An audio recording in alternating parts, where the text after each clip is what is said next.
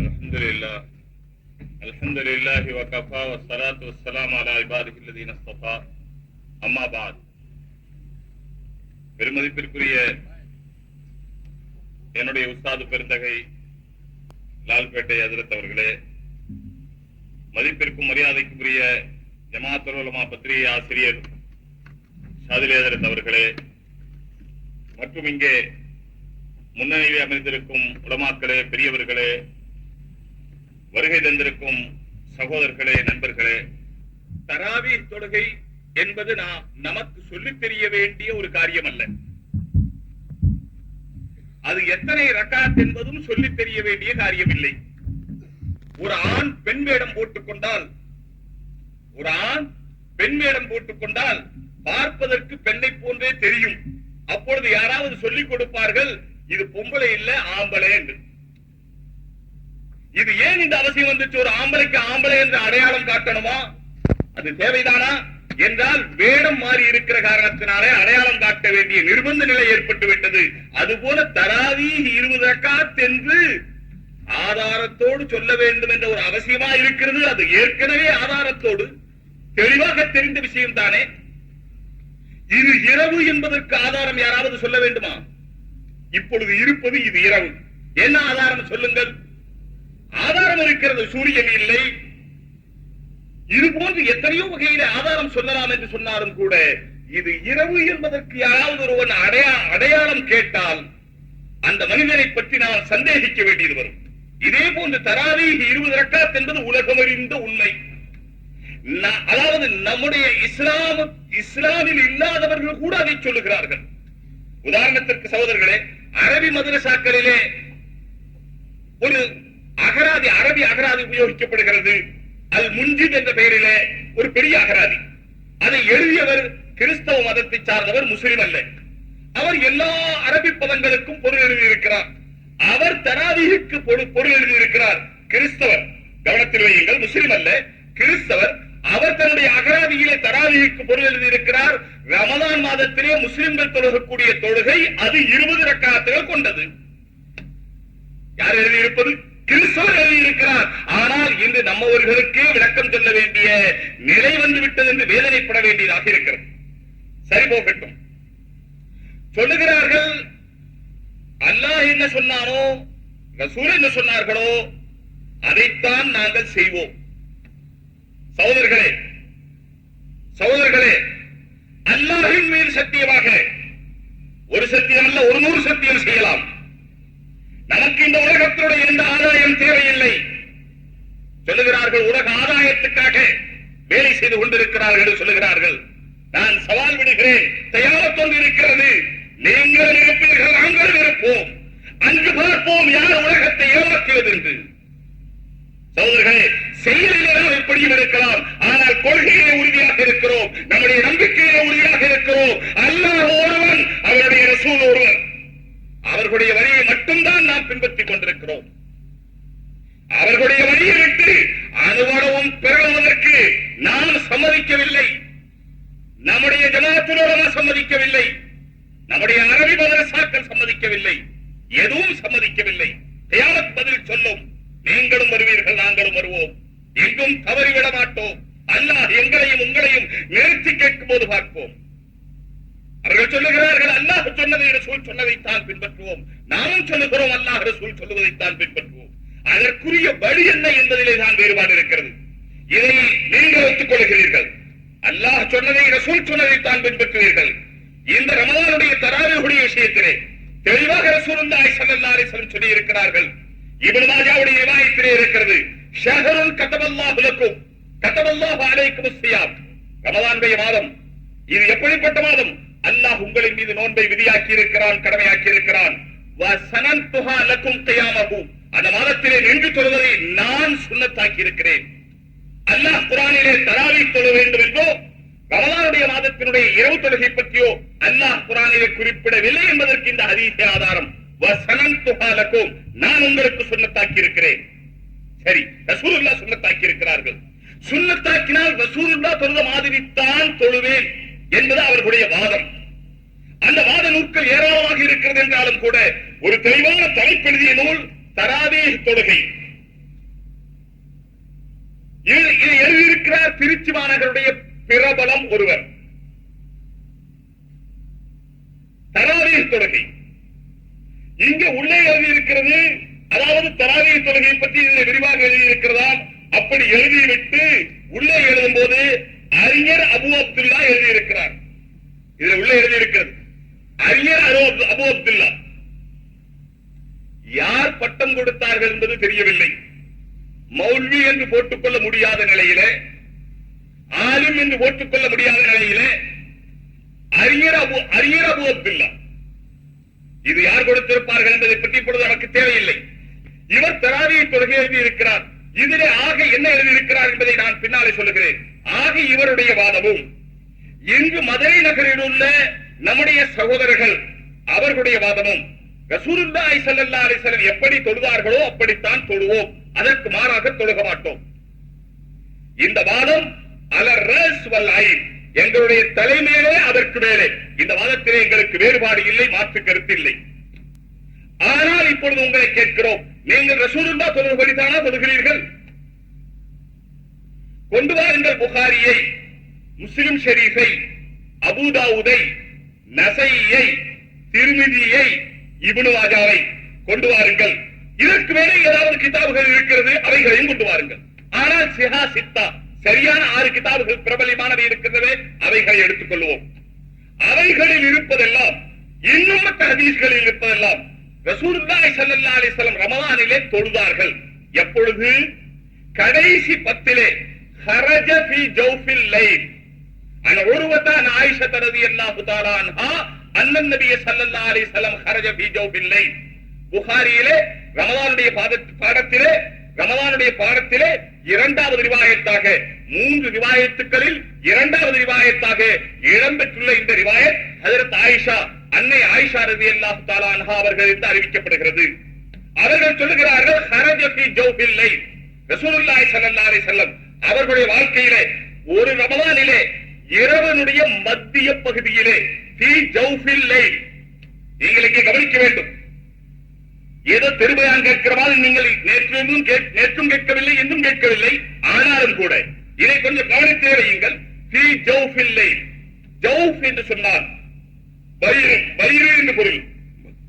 நமக்கு ஜௌஃப் என்று சொன்னால் வயிறு, வயிறு இங்கே இருக்கிறது, நடுவில் இருக்கிறது. ஃபீ ஜௌஃபில் லைல், இரவனுடைய நடுபாகத்திலே ரசூலுல்லாஹி ஸல்லல்லாஹு அலைஹி வஸல்லம் வீட்டிலிருந்து வெளியே வந்தார்கள், வந்து தொழுதார்கள்.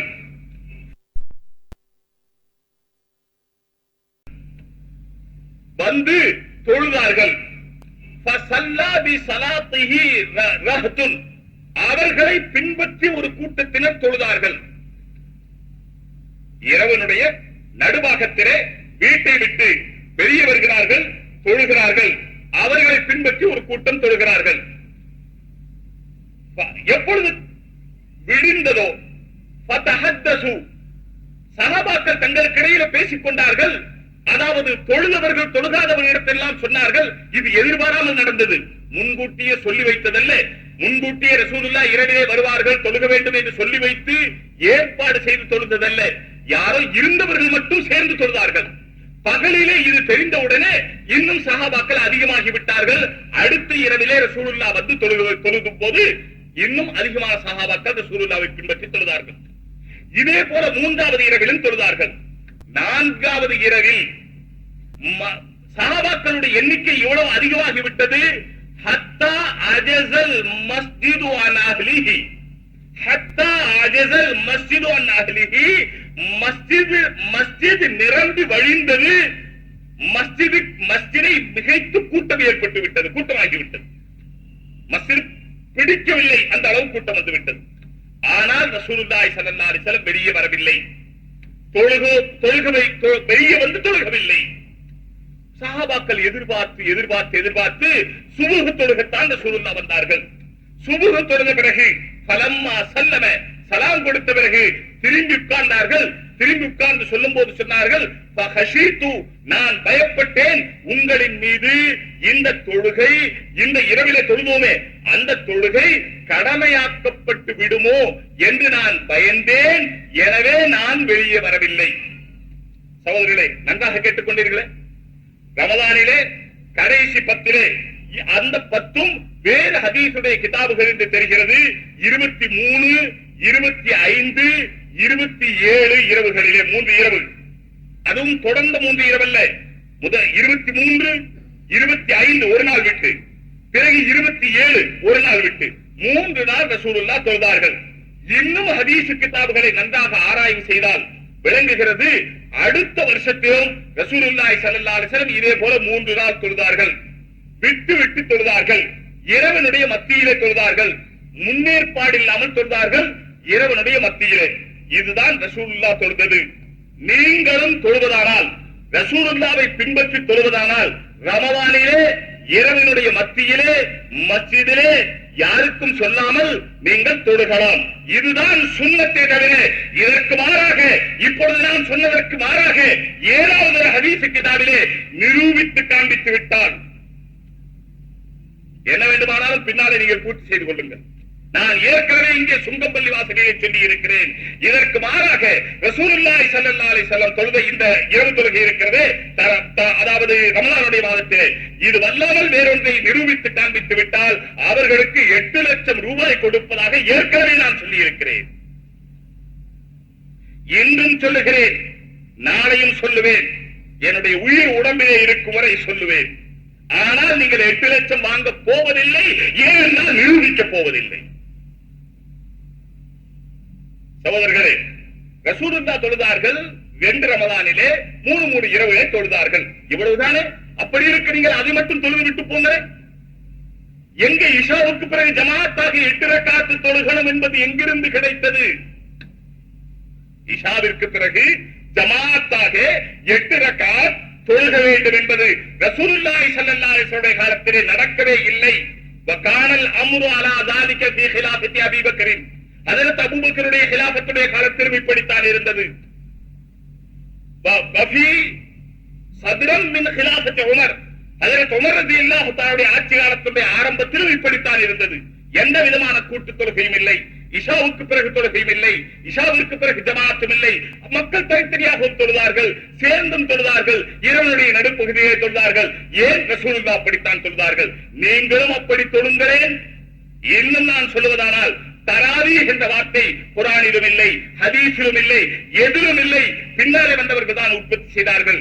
பின்னால் இருந்தவர்களுடைய பேச்சை கேட்க மாட்டேன் என்று சொன்னால், ஹதீஸில் உள்ளதைத்தான் சொல்லுவேன் என்று சொன்னால், ஹதீஸில் தராவீஹ் என்ற வார்த்தையே இல்லை.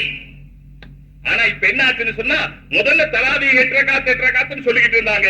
இப்ப நாம இப்படி திருப்பி பிடிச்ச உடனே தராவீஹ் என்ற வார்த்தையை விட்டு விட்டு இரவு தொழுகை 8 ரக்காத், தராவீஹ் வார்த்தை விட்டாச்சு. ஆனா விடவும் முடியல பூராவும், சொல்லவும் முடியல பூராவும். இது எது போல என்று சொன்னா, இந்த பாம்பு இருக்குதே, அது எலி என்று நினைச்சு கொண்டு மூஞ்சி எலிய பிடிச்சிட்டா, மூஞ்சி எலின்னு சொல்றாங்களே, இந்த பாம்பு மூஞ்சி எலிய பிடிச்சிட்டா என்ன ஆகும் தெரியுங்களா? அது எலிய திங்கும் பாம்பு, எலிய பிடிச்சிடும். ஆனா மூஞ்சி எலிய பிடிக்க முடியாது. சில பிராணிக்கு சில குணம். இப்போ சரி, அது பிடிக்காது, பாம்பு மூஞ்சி எலிய பிடிக்காது. ஆனா தவறி சில சமயத்துல எலி என்று நினைச்சு கொண்டு மூஞ்சி எலிய பிடிச்சிட்டா, வாயில உள்ள நுழையும் போதே அதுக்கு தெரிஞ்சிடும் இது மூஞ்சி எலி.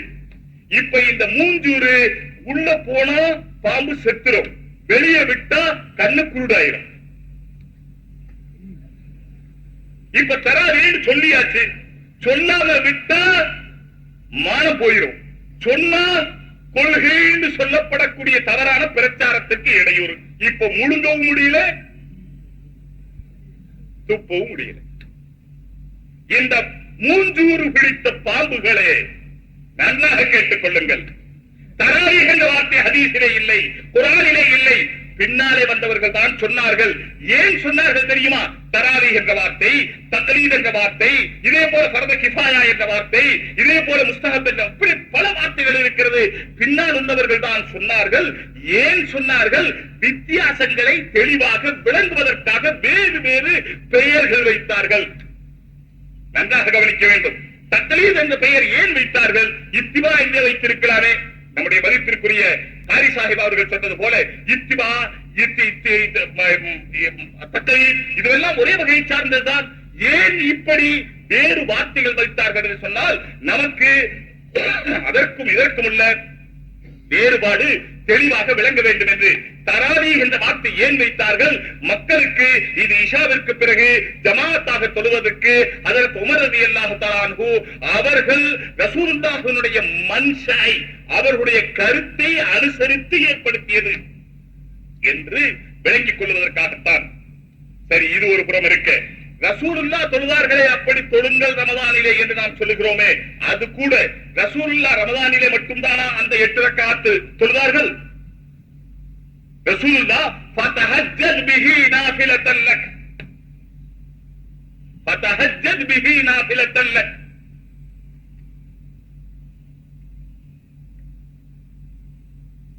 தராவீஹ் என்பது இரவு தொழுகை, தஹஜ்ஜுத் என்பது இரவு தொழுகை. இந்த இரவு தொழுகையை பற்றி அல்லாஹ் சூரா முஸம்மிலிலே ரசூலுல்லாஹி ஸல்லல்லாஹு அலைஹி வஸல்லம் அவர்களுக்கு உத்தரவிட்டார். யா அய்யுஹல் முஸம்மில் குமில் லைல இல்லா கலீலா நிஸ்ஃபஹு அவ் இன்குஸ் மின்ஹு கலீலா அவ் ஸித் அலைஹி ஃபரத்தில் குர்ஆன தர்தீலா இன்னா சனுல்கி அலைக கௌலன் ஸகீலா. இது நீண்ட ஆயத்து. இந்த ஆயத்திலே அல்லாஹ் அவர்களை பணித்திருக்கிறான். குமில் லைல், நீங்கள் இரவிலே நின்று தொழுங்கள். குமில்லை, இங்கே கும் என்ற வார்த்தை இருக்கிறது. யா அய்யுஹல் முத்தஸ்ஸிர் கும் ஃபஅன்ஸிர், அங்கேயும் கும் என்ற வார்த்தை இருக்கிறது, இங்கேயும் கும் என்ற வார்த்தை இருக்கிறது. அது பகலுக்குரியது, இது இரவுக்குரியது. அங்கே கும் என்று சொன்னால் புறப்படுங்கள் என்று அர்த்தம். யா அய்யுஹல் முத்தஸ்ஸிர் கும் ஃபஅன்ஸிர், போரை போற்றி இருப்பவரே புறப்படுங்கள், உங்களுடைய ரப்பை பற்றி மக்களுக்கு எச்சரியுங்கள். கும் ஃபஅன்ஸிர், அங்கேயும் கும் இருக்கிறது, புறப்படுங்கள் என்று அர்த்தம். ஆயத்தமாகுங்கள் என்று அர்த்தம், தயாராகுங்கள் என்று அர்த்தம். இங்கே யா அய்யுஹல் முஸம்மில் குமில் லைல இல்லா கலீலா, போர்வை போற்றி இருப்பவரே குமில் லைல, இரவிலே எழுந்து நில்லுங்கள், உங்களுடைய இறைவனை வணங்குங்கள் என்று விரிவாக அல்லாஹ் சொல்லுகிறான். அங்கேயும் கும், இங்கேயும் கும், அர்த்தம் வேறு வேறு. அரபி வார்த்தை தான், அதற்கு அர்த்தங்கள் வேறு இருக்கிறது. தமிழிலே எத்தனையோ வார்த்தை இருக்கிறது. படி என்று சொன்னோம், அளக்கிற படியும் இருக்கிறது, ஏறுகிற படியும் இருக்கிறது. படிப்படியாக என்று சொல்லுகிறோம், வித்தியாசம் இருக்கிறது. எல்லாம் ஒன்றா? எல்லாம் ஒன்றா? இந்த வார்த்தைகளுடைய வித்தியாசத்தை விளங்குவதற்கு அரபியானம் தேவைப்படுகிறது. இது கூட தேவையில்லை என்று சொன்னால் அரபியானம் இல்லாமலே அரபி விளங்குவது, தமிழ் ஞானம் இல்லாமலே தமிழ் விளங்குவது. நான் சாதாரணமாக எப்பொழுதும் சொல்லுவதும் எல்லோரும் கேட்டு இருப்பீர்கள், தமிழை தாய்மொழியாக கொண்டவர்களுக்குத்தான் தமிழ் விளங்கும். இல்லை என்று சொன்னால் தமிழில ஒன்று இருக்கிறது, அவன் கடுக்கா கொடுத்துட்டான். யாராவது வேறொரு நாட்டு தமிழ் பாஷை இல்லாதவங்க வந்து கடுக்கா கொடுத்துட்டாரு அப்படின்னு சொன்னா அவர் கடையில போய் கடுக்கா விலை கேட்பார். தமிழ்ல கடுக்கா கொடுக்கிறதுன்னா என்ன அர்த்தம்? அவன் கடுக்கா கொடுத்துட்டு போயிட்டான்னு சொன்னா என்ன அர்த்தம்? இதே போல பல வார்த்தைகள் இருக்கிறது. என்ன சொல்லுவேன், கம்பி நீட்டிட்டார், அவர் கம்பி நீட்டிட்டாருங்க. கடையில போய் கம்பி வாங்கி நீட்டுறதா? இதுக்கு என்ன அர்த்தம்? சரி, நான் ஒண்ணு கேட்கிறேன், தமிழ்காரங்களுக்கு அர்த்தம் தெரியும் கம்பி நீட்டுறதுன்னா என்னன்னு. ஆனா அதுக்கு விளக்கம் சொல்லுங்கன்னு சொன்னா, எங்க ஓடி போறதுக்கு கம்பி நீட்டிட்டாரு சொல்றாங்களே, அதுக்கு இதுக்கு என்ன சம்பந்தம் கேட்டா ரொம்ப பேருக்கு சொல்ல தெரியாது. எனக்கே இன்னும் தெரியல. நான் சொல்றேனே தவிர, கம்பி நீட்டுறதுன்னு சொன்னா கம்பி அடிச்சு நீட்டுறது, இவர் ஓடி போறதுக்கும் கம்பி நீட்டுறதுக்கும் என்ன சம்பந்தம் இருக்குது அப்படின்னு நானும் யோசிச்சு பாக்குறேன். இதுவரைக்கும் விளங்கல. யாருக்காவது விளங்கினா பின்னாலே சொல்லுங்க சார். ஆக தமிழ் வார்த்தைகளை புரியறதுக்கு மிகப்பெரிய ஞானம் தேவைப்படுது. அதே போல அரபி இருக்கிறது, ரொம்ப ஆழமான பாஷை, அதை புரிவதற்கு ஞானம் தேவைப்படுகிறது. ஆக ரசூலுல்லாஹி ஸல்லல்லாஹு அலைஹி வஸல்லம் தஹஜ்ஜுத் தொழுதார்கள். அது அவர்களின் மீது கடமையாக இருந்தது. தஹஜ்ஜுத் ரசூலுல்லாஹ்வின் மீது கடமை. ஏனென்றால் குமில் லைல அல்லாஹ்வுடைய உத்தரவு. ஆகையினால கடமை. ரசூலுல்லாஹ் தொழுதார்கள், ரமலானிலும் தொழுதார்கள், ரமலான் அல்லாத காலத்திலும் தொழுதார்கள். இப்பொழுது நீங்கள் சொல்லுகிறீர்கள், ரமலானிலே ரசூலுல்லாஹ் தொழுது தராவீஹா தஹஜ்ஜுதா? ரமலானிலே ரசூலுல்லாஹ் தொழுது தராவீஹ் என்று சொன்னால் தஹஜ்ஜுத் எங்கே? சரி, ரசூலுல்லாஹ் ரமலானிலே தொழுது தஹஜ்ஜுத் என்று சொன்னால் தராவீஹ் எங்கே? கொஞ்சம் நம்ம சகோதரர்களிடத்தில் கேட்டு பாருங்கள். அதிலும் நம்முடைய கொள்கை சகோதரர்கள். ரசூலுல்லாஹ் ரமலானிலே தொழுதார்களே ஜௌஃபுல் லைல், இரவுடைய மத்தியிலே, அது தஹஜ்ஜுதா தராவீஹா? நீங்கள் அந்த ரிவாயத்தை தான் ஆதாரமாக சொல்லுகிறீர்கள், இது தராவீஹ் என்று.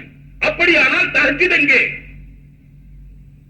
சரி, இல்லை, இது தஹஜ்ஜுத் என்றால் தராவீஹ் எங்கே? பாருங்க, இத தஹஜ்ஜுத் தராவீஹ் என்று எடுத்துக்கொண்டால் தஹஜ்ஜுத் ரசூலுல்லாஹ் மீது வாஜிபாயிற்று, கட்டாயமாயிற்று. அப்ப ரமலான்ல ரசூலுல்லாஹ் தஹஜ்ஜுத் தொழுகலையா? தன்னுடைய வாஜிபை நிறைவேற்றவில்லையா? நிறைவேற்றவில்லை என்று அர்த்தமாகும். சரி, ரசூலுல்லாஹ் ரமலானிலே தொழுது தஹஜ்ஜுத் என்று சொன்னால் சனன்துஹா லக்கும் கியாமஹு, ரமலானிலே நின்று தொழுவதை நான் சுன்னத்தாக்கி இருக்கிறேன் என்று சொன்னார்களே, அந்த சுன்னத் எங்கே போனது? சகோதரர்களே, நீங்கள் நன்றாக கவனிக்கிறீர்கள். தஹஜ்ஜுத் என்று சொன்னால் தராவீஹை காணோம், தராவீஹ் என்று சொன்னால் தஹஜ்ஜுதை காணோம். ஃபஜ்ர் தொழுகிறதுக்கு இருட்டிலே மஸ்ஜிதுக்கு போய்கிட்டு இருந்தார். அப்ப பார்த்தா கொஞ்சம் ஒரு மாலை கிடந்துச்சு. ஒரு மாலை, ஒரு கல்யாண வீடு போல இருக்கு, அது முன்னால மாலை கிடந்துச்சு. நான் அதை பார்த்துட்டு சரி மாலை கிடக்குதுன்னு நினைச்சு நல்லா பார்த்தா அது மாலை இல்ல, வாழை இலை அப்படியே சுருண்டு கிடக்குது, காஞ்சு போன இலை. இப்ப முதல்ல நான் பார்க்கும்போது மாலையை பார்க்கும்போது வாழை இலை இல்ல, வாழை இலைய பார்க்கும்போது மாலை இல்லை. மாலையை பார்த்தா வாழை இலை இல்ல, வாழை இலையை பார்த்தா மாலை இல்லை. இதே போல இப்படியும் ஒண்ணு நடக்கலாம். ஒருத்தர் கயிறை பார்த்தா ராத்திரில பாம்புன்னு நினைச்சுக்கிட்டார், பாம்புன்னு நினைச்சு ஒதுங்கி நின்றுக்கிட்டார். பாம்பு பார்க்கிறார், பாம்பு ஒதுங்கிட்டார். நல்லா பார்த்தா கயிறு, இப்ப பாம்பு இருக்குமாங்க? பாம்பை பார்த்தா கயிறு இல்ல, கயிறை பார்த்தா பாம்பு இல்ல. தஹஜ்ஜுத பார்த்தா தராவி இல்ல, தராவி பார்த்தா தஹஜ்ஜுத். சரி, தராவி என்று வச்சுக் கொண்டால், தஹஜ்ஜுத் என்று வச்சுக் கொண்டால், ரசூலுல்லாஹ் ரமலானிலே தொழுது தஹஜ்ஜுத் என்று வைத்துக் கொண்டால் தராவி இருக்காது. தராவி என்று வைத்துக் கொண்டால் மீத மாதங்களிலே ரசூலுல்லாஹ் தொழுதார்களே, அப்பொழுது அது என்ன ஆகும்? சரி, ரமலானிலே தொழுத தஹஜ்ஜுத் தராவீஹுக்கு நிய்யத் என்ன செய்திருப்பார்கள்? தஹஜ்ஜுத் என்று நிய்யத் செய்திருப்பார்களா, தராவீஹ் என்று நிய்யத் செய்திருப்பார்களா? தஹஜ்ஜுத் என்று தராவீஹ் என்று நிய்யத் செய்திருந்தால் வாஜிப் நிறைவேறாது. தஹஜ்ஜுத் என்று நிய்யத் செய்திருந்தால் தராவீஹ் ஆகாது. சகோதரர்களே, மிக சிக்கலான விஷயம். ரசூலுல்லாஹ் தொழுதார்கள், 3 இரவில் மட்டும்தான் தொழுதார்கள். 2 ரமலானிலே 3 இரவு நடுநிசியிலே மஸ்ஜிதிலே முன்னறிவிப்பில்லாமல் சில சஹாபாக்களுடைய ரசூலுல்லாஹ் தொழுதார்கள். இதே மாதிரி நீங்களும் தொழுது கொள்ளுங்கள். ரசூலை பின்பற்றுவதானால், நாங்கள் ரசூலைத்தான் பின்பற்றுவோம் என்று சொன்னால் நீங்கள் இரவிலே நடு இரவிலே தொழுங்கள், தஹஜ்ஜுத் தொழுங்கள். ஆனால் தஹஜ்ஜுத் என்பது இருக்கிறதே, அதை பற்றி அல்லாஹ் தான் சொல்ல வேண்டும். யார் தொழுகிறார்கள், யார் தொழுகவில்லை, அல்லாஹ்வுக்கு தான் தெரியும். அதை அந்த நேரத்தை பார்க்காதவர்கள் கூட இருக்கலாம். அவர்கள் இதை பற்றி பெரிய விமர்சனங்கள் செய்கிறார்கள் என்பதுதான் நமக்கு ஆச்சரியமாக இருக்கிற ஒரு விஷயம். ரசூலுல்லாஹி ஸல்லல்லாஹு அலைஹி வஸல்லம் 8395 நாள் 8395 நாள் தஹஜ்ஜுத் தொழுதிருக்கிறார்கள். நீங்க 6 நாளுக்கு மட்டும் எடுத்துக்கிறீங்க, பாக்கி நாள்லாம் உங்க பிரச்சனையிலே இல்லை. ரசூலுல்லாஹி ஸல்லல்லாஹு அலைஹி வஸல்லம் தங்களுடைய நுபுவத்துக்கு பிறகு 8395 நாள் இந்த இரவு தொழுகை 8+3 என்று எழுதுகிறீர்களே, அந்த ஸ்கூல்ல படிச்சு ஞாபகம். எப்ப பார்த்தாலும் 8+3 = 11 எழுதியிருக்கும். இதுல எழுதியிருக்கு இந்த புத்தகத்துல 8+3. அந்த ஸ்கூல்ல படிச்சது 2+2 4, 3+2 5, 5+8 13. அந்த ஸ்கூல்ல படிச்சது இன்னும் மறக்கலை. இங்கே ஹதீஸ் படித்தவர்கள் ஹதீஸை எப்படி எடுத்து வைப்பார்கள்? குர்ஆனை படித்தவர்கள் குர்ஆனை எப்படி எடுத்து வைப்பார்கள்? ஆலிம்கள் உலமாக்கள் குர்ஆனை எப்படி எடுத்து வைப்பார்கள்? அந்த பாணியை கூட இதிலே பார்க்க முடியவில்லை. தமிழ்ல பாணி, உருதுல பாணி, அந்த பாணி கூட இல்லைங்க. தண்ணியே இல்லைன்னா வேற என்ன இருக்க போதுங்க? சகோதரர்களே, ரசூலுல்லாஹி ஸல்லல்லாஹு அலைஹி வஸல்லம் சொல்லுவார்கள். சரி, ரசூலுல்லாஹி ஸல்லல்லாஹு அலைஹி வஸல்லம் அப்படி 2 ரமலானிலே 3 நாட்கள் தொழுதார்கள், அவ்வளவுதான். அது தஹஜ்ஜுதுடைய தொழுகை. தராவீஹ் என்று ஒன்று இருக்கிறது, ரசூலுல்லாஹ் இரவு காலத்திலே தொழுதிருக்கிறார்கள். பைஹகியிலே தெளிவான ரிவாயத் இருக்கிறது. அப்துல்லாஹ் இப்னு அப்பாஸ் ரலியல்லாஹு தஆலா அறிவிக்கிறார்கள், ரசூலுல்லாஹி ஸல்லல்லாஹு அலைஹி வஸல்லம் ரமலானிலே 20 ரக்அத்தன் வல் வித்ர் 20 ரக்அத்தும் வித்ரும் தொழுதார்கள் என்று பைஹகியிலே ரிவாயத் இருக்கிறது. அதிலே அபூ ஷைபா என்பவரும் இப்ராஹிம் என்பவரும் லைஃபான ராவி இருக்கிறார்கள். ஆகையினால இந்த ஹதீஸை எடுக்க முடியாது என்று வாதத்திற்கு சொன்னாலும் கூட, பின்னாலே ஹஜ்ரத் உமர் ரலியல்லாஹு தஆலாவுடைய காலத்தில் இருந்து இன்று வரை சஹாபாக்களும் யாரும் மறுக்கவில்லை. ஹஜ்ரத் உஸ்மான் அங்கே இருந்தார்கள். அது எப்படி நீங்கள் 20 ரக்காத் தொழுக சொல்கிறீர்கள் மஸ்ஜிதிலே? மறுக்கவில்லை. இஷாவிற்கு பிறகு ரசூலுல்லாஹ் இஷாவிற்கு பிறகு தொழுகவில்லையே, நீங்கள் ஏன் இஷாவிற்கு பிறகு தொழுக சொல்லுகிறீர்கள்? ரசூலுல்லாஹ் இஷாவிற்கு பிறகு ஜமாத்தாக தொழுகவில்லையே, நீங்கள் ஏன் ஜமாத்தாக தொழுக சொல்லுகிறீர்கள்? ரசூலுல்லாஹி ஸல்லல்லாஹு அலைஹி வஸல்லம் எல்லோரையும் ஒரு இடத்தை ஒன்று கொடுங்கள் என்று சொல்லவே இல்லையே, நீங்கள் ஏன் சொல்லுகிறீர்கள்?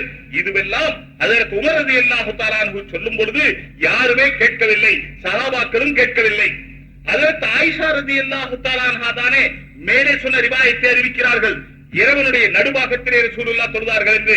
அந்த ஹஜ்ரத் ஆயிஷாவினுடைய வாழ்க்கையிலே ஏறக்குறைய 50 ரமலான் வந்தது.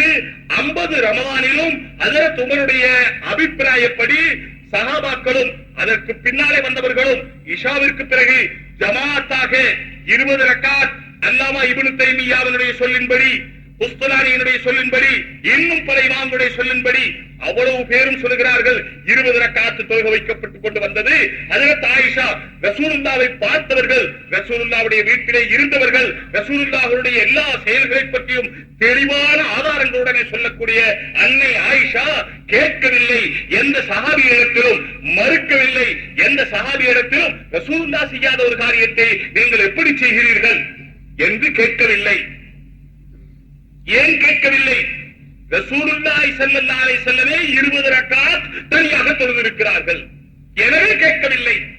தனியாக தொழுதார்கள் என்று உங்களுக்கு எப்படி தெரியும்? இதோ இப்னு அப்பாஸ் சொல்லுகிறார்கள், பைஹக்கியிலே ரிவாயத் இருக்கிறது, தாரவியிலே ரிவாயத் இருக்கிறது, தபரானியிலே ரிவாயத் இருக்கிறது, இப்னு அப்பாஸுடைய ரிவாயத் இருக்கிறது. இது லாயிஃப் என்று சொல்லி அப்படியே விட்டுவிட்டால் இப்னு அப்பாஸ் யார் தெரியுமா? இப்னு அப்பாஸ் ஹஜ்ரத் மைமுனாவுடைய ஹாலா மகன், ரசூலுல்லாஹ்வுடைய மனைவியினுடைய ஹாலா மகன், மிக நெருங்கிய சொந்தம். எனவே ரசூலுல்லாஹ்வுடைய வீட்டுக்கு வயது அப்பொழுது 11 அல்லது 12 அல்லது 13 அவ்வளவுதான் இருந்தது. ரசூலுல்லாஹ்வுடைய வீட்டுக்கு சர்வ சாதாரணமாக போகிற வழக்கம். தன்னுடைய மைமுனா மிக நெருங்கிய சொந்தம் ரலியல்லாஹு தஆலா அன்ஹா அங்கே போய் படுத்திருப்பார்கள். ஒரு நாள் இரவிலே ரசூலுல்லாஹ் இரவு தொழுகை எப்படி தொழுகிறார்கள் என்று பார்ப்பதற்காக ஹஜ்ரத் இப்னு அப்பாஸ் ரலியல்லாஹு தஆலா அன்ஹு மைமுனாவுடைய வீட்டிலே போய் படுத்துக் கொண்டார்கள். மைமுனாவுடைய வீட்டிலே ஹஜ்ரத் இப்னு அப்பாஸ் ரலியல்லாஹு தஆலா அன்ஹு போய் படுத்துக் கொண்டார்கள். ரசூலுல்லாஹி ஸல்லல்லாஹு அலைஹி வஸல்லம் வருவதற்கு முன்னாலே, ரசூலுல்லாஹ் அங்கே படுக்க வருவார்கள், அதற்கு முன்னாலே ஹஜ்ரத் இப்னு அப்பாஸ் போய் படுத்துக் கொண்டார்கள். படுத்துக்கொண்டு அங்கே இருந்தது ஒரு தலையணை தான். அந்த தலையணையிலே ரசூலுல்லாஹ்வும் ஹஜ்ரத் மைமுனாவும் தலை வைத்து படுப்பார்கள்.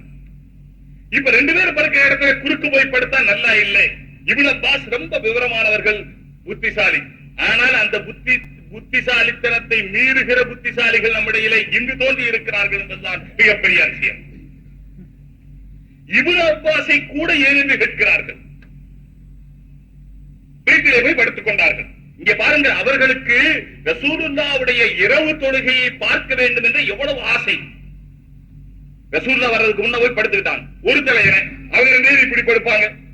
இப்னு அப்பாஸ் போய் குறுக்கப்படுத்த மரியாதையா இல்ல, நல்லா இல்ல. அதனால தலையில போட்டு ரசூலுல்லாஹ் இப்படி படுப்பாங்க, மைமுனா இப்படி படுப்பாங்க. ஹஜ்ரத் இப்னு அப்பாஸ் புத்திசாலித்தனமா என்ன செய்றாங்க, தலை இப்படி வச்சு இப்படி படுத்துக்கிட்டாங்க. அவங்க ரெண்டு பேரும் இப்படி, இவங்க இப்படி படுத்துக்கிட்டு குறுக்க படுத்துக்கிட்டாங்க. படுத்ததற்கு பிறகு ரசூலுல்லாஹி ஸல்லல்லாஹு அலைஹி வஸல்லம் வந்தார்கள் ஹஜ்ரத் மைமுனாவுடைய வீட்டுக்கு. வந்து பார்த்தா இப்னு அப்பாஸ் படுத்திருக்கிறாங்க வீட்டுல. ரசூலுல்லாஹ் கேட்டாங்க, மனைவிட்ட கேட்டாங்க, நாமல் உலைக்கும் பையன் தூங்கிட்டாரா அப்படின்னு ரசூலுல்லாஹ் கேட்டாங்க. சொல்றது பையன்.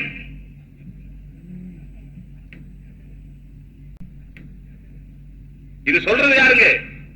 அந்த பையன் தான். இவரு தூங்குறதுக்கா போய் படுத்தாரு? தூங்குறதுக்கு அங்க போய் படுக்க வேண்டியது இல்லையே, தூங்குறதுக்கு வீட்டுல படுக்கலாம். ரசூலுல்லாஹி ஸல்லல்லாஹு அலைஹி வஸல்லம் இரவு தொழுகை எப்படி இருக்கிறது என்பதை பார்ப்பதற்காக அங்கே போய் படுத்தார். படுத்துக் கொண்டார்கள். இரவனுடைய 2 பகுதிகள் இந்த பிறகு அல்லது இது போன்ற வார்த்தை வருகிறது. அதற்கு பிறகு ரசூலுல்லாஹி ஸல்லல்லாஹு அலைஹி வஸல்லம் எழுந்து உட்கார்ந்தார்கள். தங்களுடைய 2 கண்களையும் தேய்த்தார்கள். குர்ஆனுடைய ஒரு சூரத்திலிருந்து ஒரு 10 ஆயத்தை ஓதினார்கள். ஓதிய பிறகு தொங்குகிற தோல்பைக்கு அருகே சென்றார்கள், ஒது செய்தார்கள், தக்பீர் கட்டி நின்றார்கள். இந்த பையன் நாமல் உலையும், அவர்கள் சின்ன பையன் என்பதற்கு இந்த உலையும் என்ற வார்த்தையே ஆதாரம். பெரிய ஆளா உள்ள படுக்க விடுவாங்களா கணவன் மனைவி படுக்கிற இடத்துல? இந்த வார்த்தையும் ஆதாரம், அங்கே படுத்ததும் ஆதாரம். ரசூலுல்லாஹ் எழுந்து தொழுக என்ற உடனே ஹஜ்ரத் இப்னு அப்பாஸ் ரலியல்லாஹு தஆலா சின்ன பையன் தான், அவர்களும் எழுந்து உட்கார்ந்தார்கள். ரசூலுல்லாஹ் செய்த மாதிரியே நீங்கள் சொல்லுகிறீர்கள் நாங்கள் ரசூலுல்லாஹ் செய்த மாதிரி செய்கிறோம் என்று. இதோ ஹஜ்ரத் இப்னு அப்பாஸ் பாருங்கள், ரசூலுல்லாஹ் செய்த மாதிரியே எழுந்து உட்கார்ந்தார்கள், கண்ணை தேய்த்தார்கள், அவர்கள் ஓதிய அதே 10 ஆயத்தை ஓதினார்கள். ரசூலுல்லாஹ் போன மாதிரியே தோல் பைக்கர்களை சென்றார்கள், அங்கே போய் உது செய்தார்கள். ரசூலுல்லாஹ்வை பின்பற்றி நின்று பின்னாலே நின்று தக்பீர் கட்டிக் கொண்டார்கள். ஆனால் இங்கே ஒரு சிறு மாற்றம் நிகழ்ந்து விட்டது. என்ன மாற்றம்? ஒரு இமாமுக்கு பின்னாலே ஒரு முக்ததி நின்றால், ஒரு இமாமுக்கு பின்னாலே அவரை பின்பற்றி தொழுகிற ஒருவர் நின்றால், வலது பக்கம் அவரை ஒட்டி காலுக்கு பின்னாலே நிற்க வேண்டும் என்பது முறை என்பதை ரசூலுல்லாஹி ஸல்லல்லாஹு அலைஹி வஸல்லம் அவர்கள் சொல்லி இருக்கிறார்கள். ஆனால் இங்கே ஒரு சிறு மாற்றம் நிகழ்ந்து விட்டது. என்ன மாற்றம்? ஒரு இமாமுக்கு பின்னாலே ஒரு முக்ததி நின்றால், ஒரு இமாமுக்கு பின்னாலே அவரை பின்பற்றி தொழுகிற ஒருவர் நின்றால், வலது பக்கம் அவரை ஒட்டி காலுக்கு பின்னாலே நிற்க வேண்டும் என்பது முறை என்பதை ரசூலுல்லாஹி ஸல்லல்லாஹு அலைஹி வஸல்லம் அவர்கள் சொல்லி இருக்கிறார்கள். ஆனால் ஹஜ்ரத் இப்னு அப்பாஸ் அது அந்த நேரத்திலே அவர்களுக்கு தெரியாமல் இருந்த காரணத்தினாலே ரசூலுல்லாஹ்வுக்கு இடது பக்கமாக பின்னாலே போய் நின்று கொண்டார்கள்.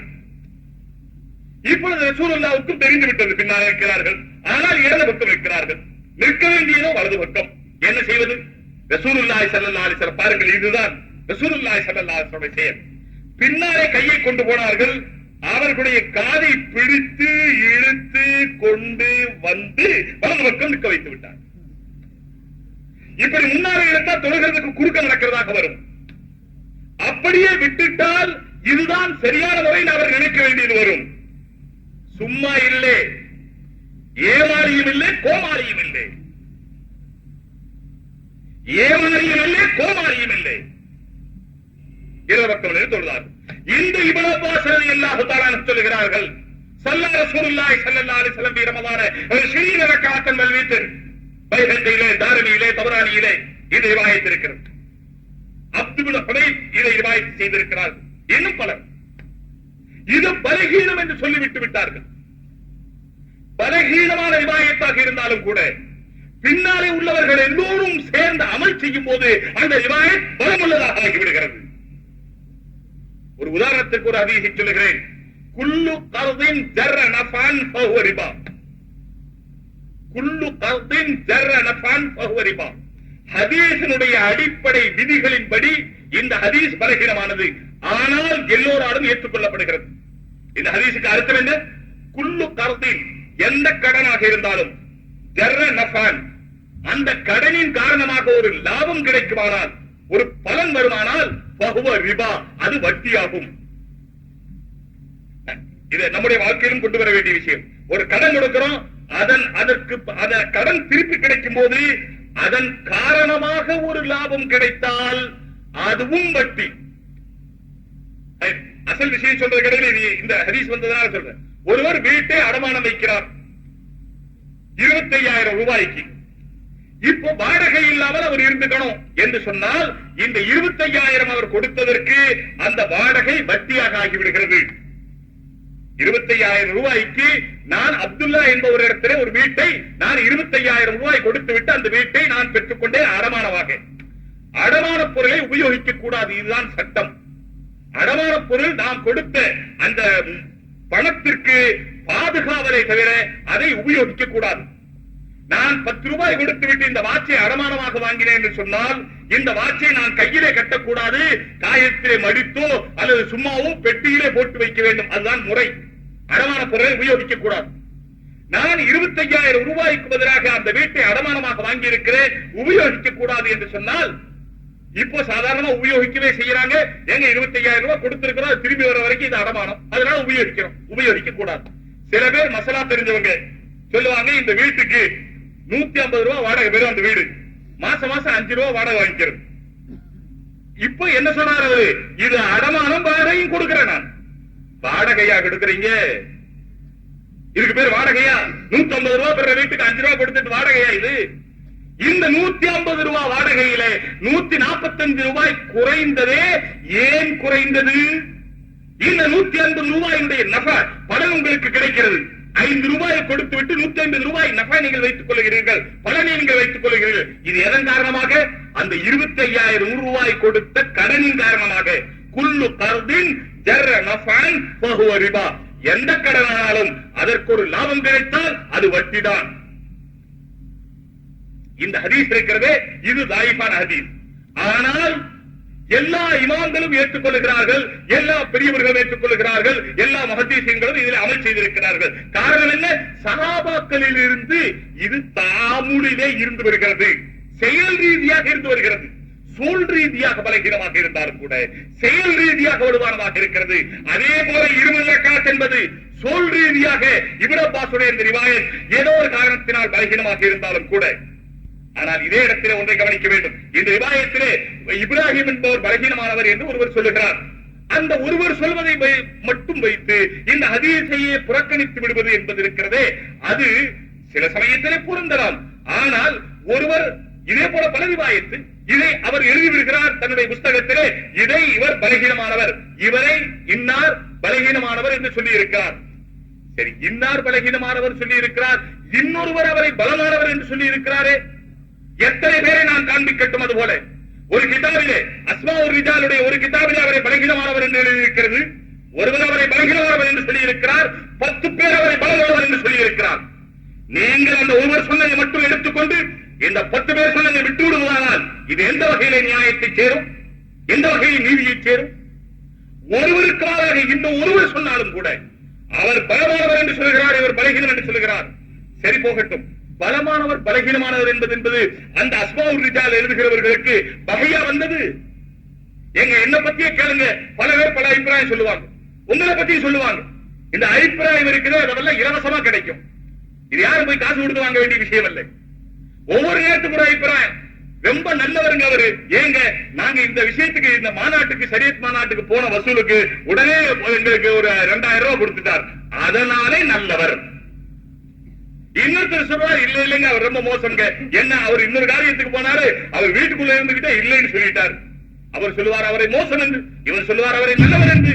யார் யார் என்ன தெரிந்திருக்கிறார்களோ, மனித அறிவுதானே, மலக்குடைய அறிவில்லையே, ஜிப்ரீலுடைய அறிவில்லையே, அல்லாஹ்வுடைய அறிவில்லையே, அல்லாஹ்வுடைய புறத்திலிருந்து வந்த அறிவில்லையே. அவர் சொல்லுகிறார், சரி, தேவையான இடங்களிலே ஏற்றுக்கொள்ளவும் தான். இன்னொரு இவர் சொல்லுகிறார் அவர் பலமானவர் என்று.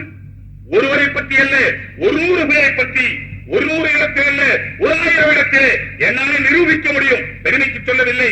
ஹதீஸுடைய கிதாபுகளிலே தேவபந்திலே ஓதி கொடுக்கும் பொழுது, சாரன்பூரிலே ஓதி கொடுக்கும் பொழுது எத்தனையோ நிகழ்ச்சிகள் இது போல அவர் இவரை பலகீனமானவர் என்று சொல்கிறார், இவரே இன்னொருவர் பலமானவர் என்று சொல்கிறார்.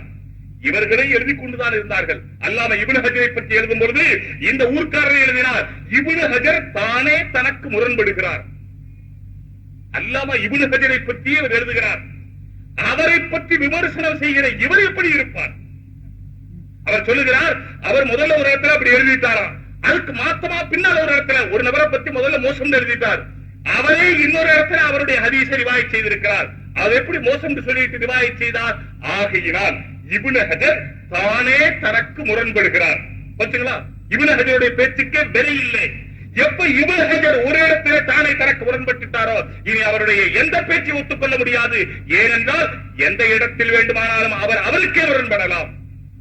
எனவே சோதர்களே, அந்த ரிவாயத்து லைஃப் என்று சொன்னாலும் கூட, அதாவது இப்னு அப்பாஸுடைய ரிவாயத் லைஃப் என்று சொன்னாலும் கூட, தாவுலின் காரணத்தினால் அதற்கு உமர் ரலியல்லாஹு தஆலா அவர்கள் நடைமுறைப்படுத்தி அதை எல்லா சஹாபாக்களும், ஹஜ்ரத் ஆயிஷா முதற்கொண்டு எல்லா ஃபத்வா கொடுக்கக்கூடிய சஹாபாக்களும் ஏற்றுக்கொண்டு நடைமுறையிலே இருந்து இன்றளவுக்கும் நடைமுறையிலே உலகம் முழுவதிலும் இருந்து வந்திருக்கிற காரணத்தினாலே, வருகிற காரணத்தினாலே, இன்றளவும் அல்ல இனி கியாமத் வரை இல்லாமல் போகுமானால் உங்களுடைய 8 ரக்காத் வாதம் இல்லாமல் போகும். இல்லாமல் போகுமானால் உங்களுடைய 8 ரக்காத்துடைய வாதம் இல்லாமல் போகுமே தவிர 20 ரக்காத்து இல்லாமல் போகாது. ஏனென்றால் இது ஹஜ்ரத் உமருடைய சுன்னத். ஹஜ்ரத் உமர் ரலியல்லாஹு தஆலா சுன்னத். ஹஜ்ரத் உமரும் கூட சகோதரர்களே, தாங்களாக ஒரு சுன்னத்தை ஏற்படுத்தி விடவில்லை. தாங்களாக ஒரு சுன்னத்தை ஏற்படுத்தி விடவில்லை. இப்னு ஷிஹாப் ஸுஹ்ரி ரஹ்மத்துல்லாஹி அலைஹி சொல்கிறார்கள், அவர்கள் இந்த நிகழ்ச்சியை பற்றி அப்துல் ரஹ்மான் இப்னு அப்துல் காரி அவர்கள் சொல்லுகிறார்கள் என்று இப்னு ஷிஹாப் ஸுஹ்ரி சொல்லுகிறார்கள். நான் ஹஜ்ரத் உமர் ரலியல்லாஹு தஆலா உடனே ரமலானிலே மஸ்ஜிதுக்கு போனேன். அப்பொழுது அங்கே அன்னாசு முத்தஃபர்ரிகூன், அதாவது மக்கள் பிரிந்து பிரிந்து தொழுது கொண்டிருந்தார்கள். முத்தவஸ்ஸிஊன் என்று ஒரு இடத்திலே இருக்கிறது. பிரிந்து பிரிந்து தொழுது கொண்டிருந்தார்கள். சிலர் தனியாக தொழுது கொண்டிருந்தார்கள், சிலர் ஜமாத்தாக தொழுது கொண்டிருந்தார்கள். இதை ஹஜ்ரத் உமர் ரலியல்லாஹு தஆலா அன்ஹு பார்த்த பிறகு சொன்னார்கள், ஃபரா ஐ யஜ்மா ஹாஉலாஇ அலா காரியின் வாஹிதின். ஹஜ்ரத் உமர் விரும்பினார்கள், கருதினார்கள், இவர்கள் எல்லோரும் ஒரு இமாமுக்கு பின்னாலே நின்று தொழுதால் நன்றாக இருக்குமே என்று நினைத்தார்கள். கொஞ்சம் கவனியுங்கள். ஹஜ்ரத் உமர் எடுத்தவுடன் நீங்க எல்லாம் தொழுங்க, ஒரு இமாமுக்கு பின்னாலே என்று சொல்லலே.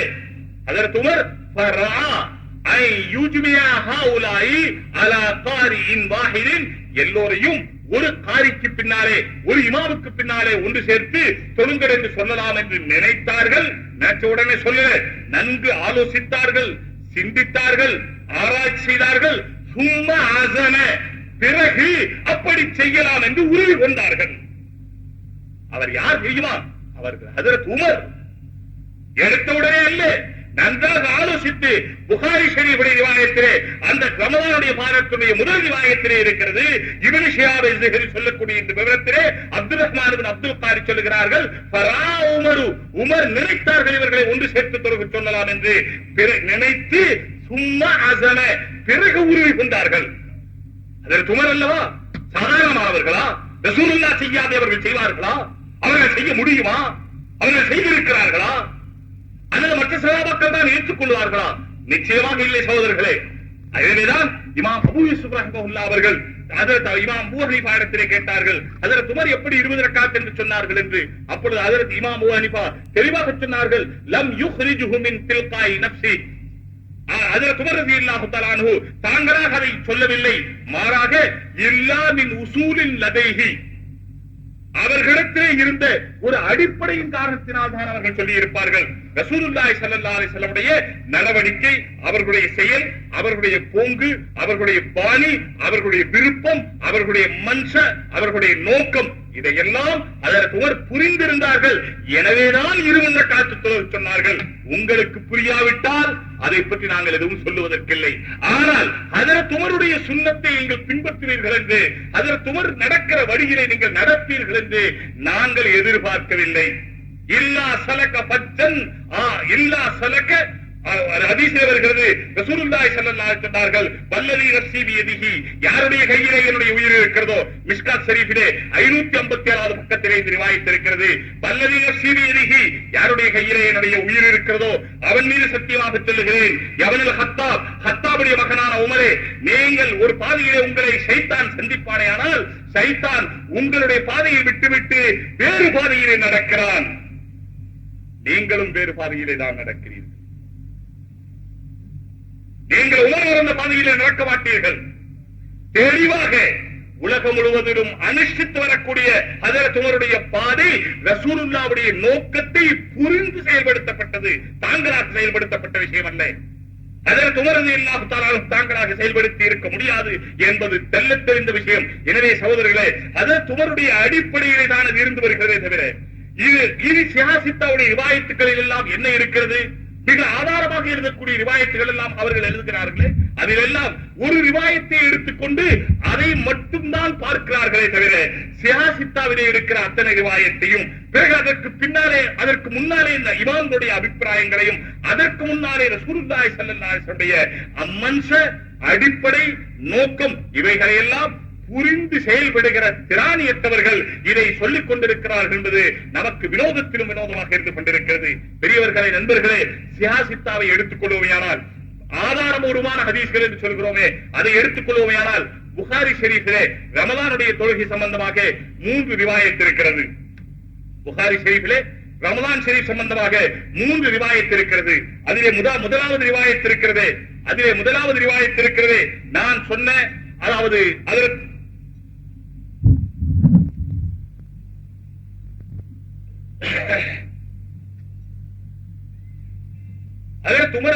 அதாவது அப்துல் ரஹ்மான் புகாரி அந்த ரிவாயத்தும் அதிலே இருக்கிறது. நடுநிசையிலே தொழுதார்கள் என்ற ரிவாயத்தும் இருக்கிறது. முதல் ரிவாயத் இருக்கிறது, அதற்கு ஆயிஷா ரலியல்லாஹு தஆலா ரிவாயத் இருக்கிறது. மூன்றாவது ரிவாயத்தாக ஒரு ரிவாயத் இருக்கிறது. அந்த ரிவாயத்தை தான் மிகப்பெரிய ஆதாரமாக இவர் இதிலே எழுதியிருக்கிறார். அந்த ஒரே ரிவாயத்தை தான் மிகப்பெரிய ஆதாரமாக, ஒரே ரிவாயத்து தான் இவர் எழுதுகிறார். புகாரியிலே 3 ரிவாயத் இருக்கிறது ரமலான் சம்பந்தமாக. முஸ்லிம் ஷரீஃபிலே 6 ரிவாயத் இருக்கிறது. அபூ ஹுரைராவிலிருந்து 4, ஹஜ்ரத் ஆயிஷாவிலிருந்து 2. திருமதி முஸ்லிம் ஷரீஃபிலே அபூதாவுதிலே 4 ரிவாயத் இருக்கிறது. நசையிலே 2 ரிவாயத் இருக்கிறது. இப்னு மாஜாவிலே 3 ரிவாயத் இருக்கிறது. திருமிதியிலே 1 ரிவாயத் இருக்கிறது. ஆனால் இந்த எல்லா ரிவாயத்துகளையும் ஆராயாமல் ஒரே ஒரு ரிவாயத், அந்த ரிவாயத்தை மட்டும் இவர் எடுத்து எழுதியிருக்கிறார். அந்த ரிவாயத்திலே என்ன இருக்கிறது? அன்னை ஆயிஷா ரலியல்லாஹு தஆலா அன்ஹா அவர்களிடத்திலே நான் சொன்னேன் பாருங்க, முதல்ல ரமலான் தொழுகை 8 + 3 = 11. இது ஸ்கூல்ல படிச்ச பாடம். அதைத்தான் தலைப்பா வச்சு எழுதி இருக்கிறார். அதற்கு அன்னை ஆயிஷா ரலியல்லாஹு தஆலா அன்ஹா அவர்களிடம்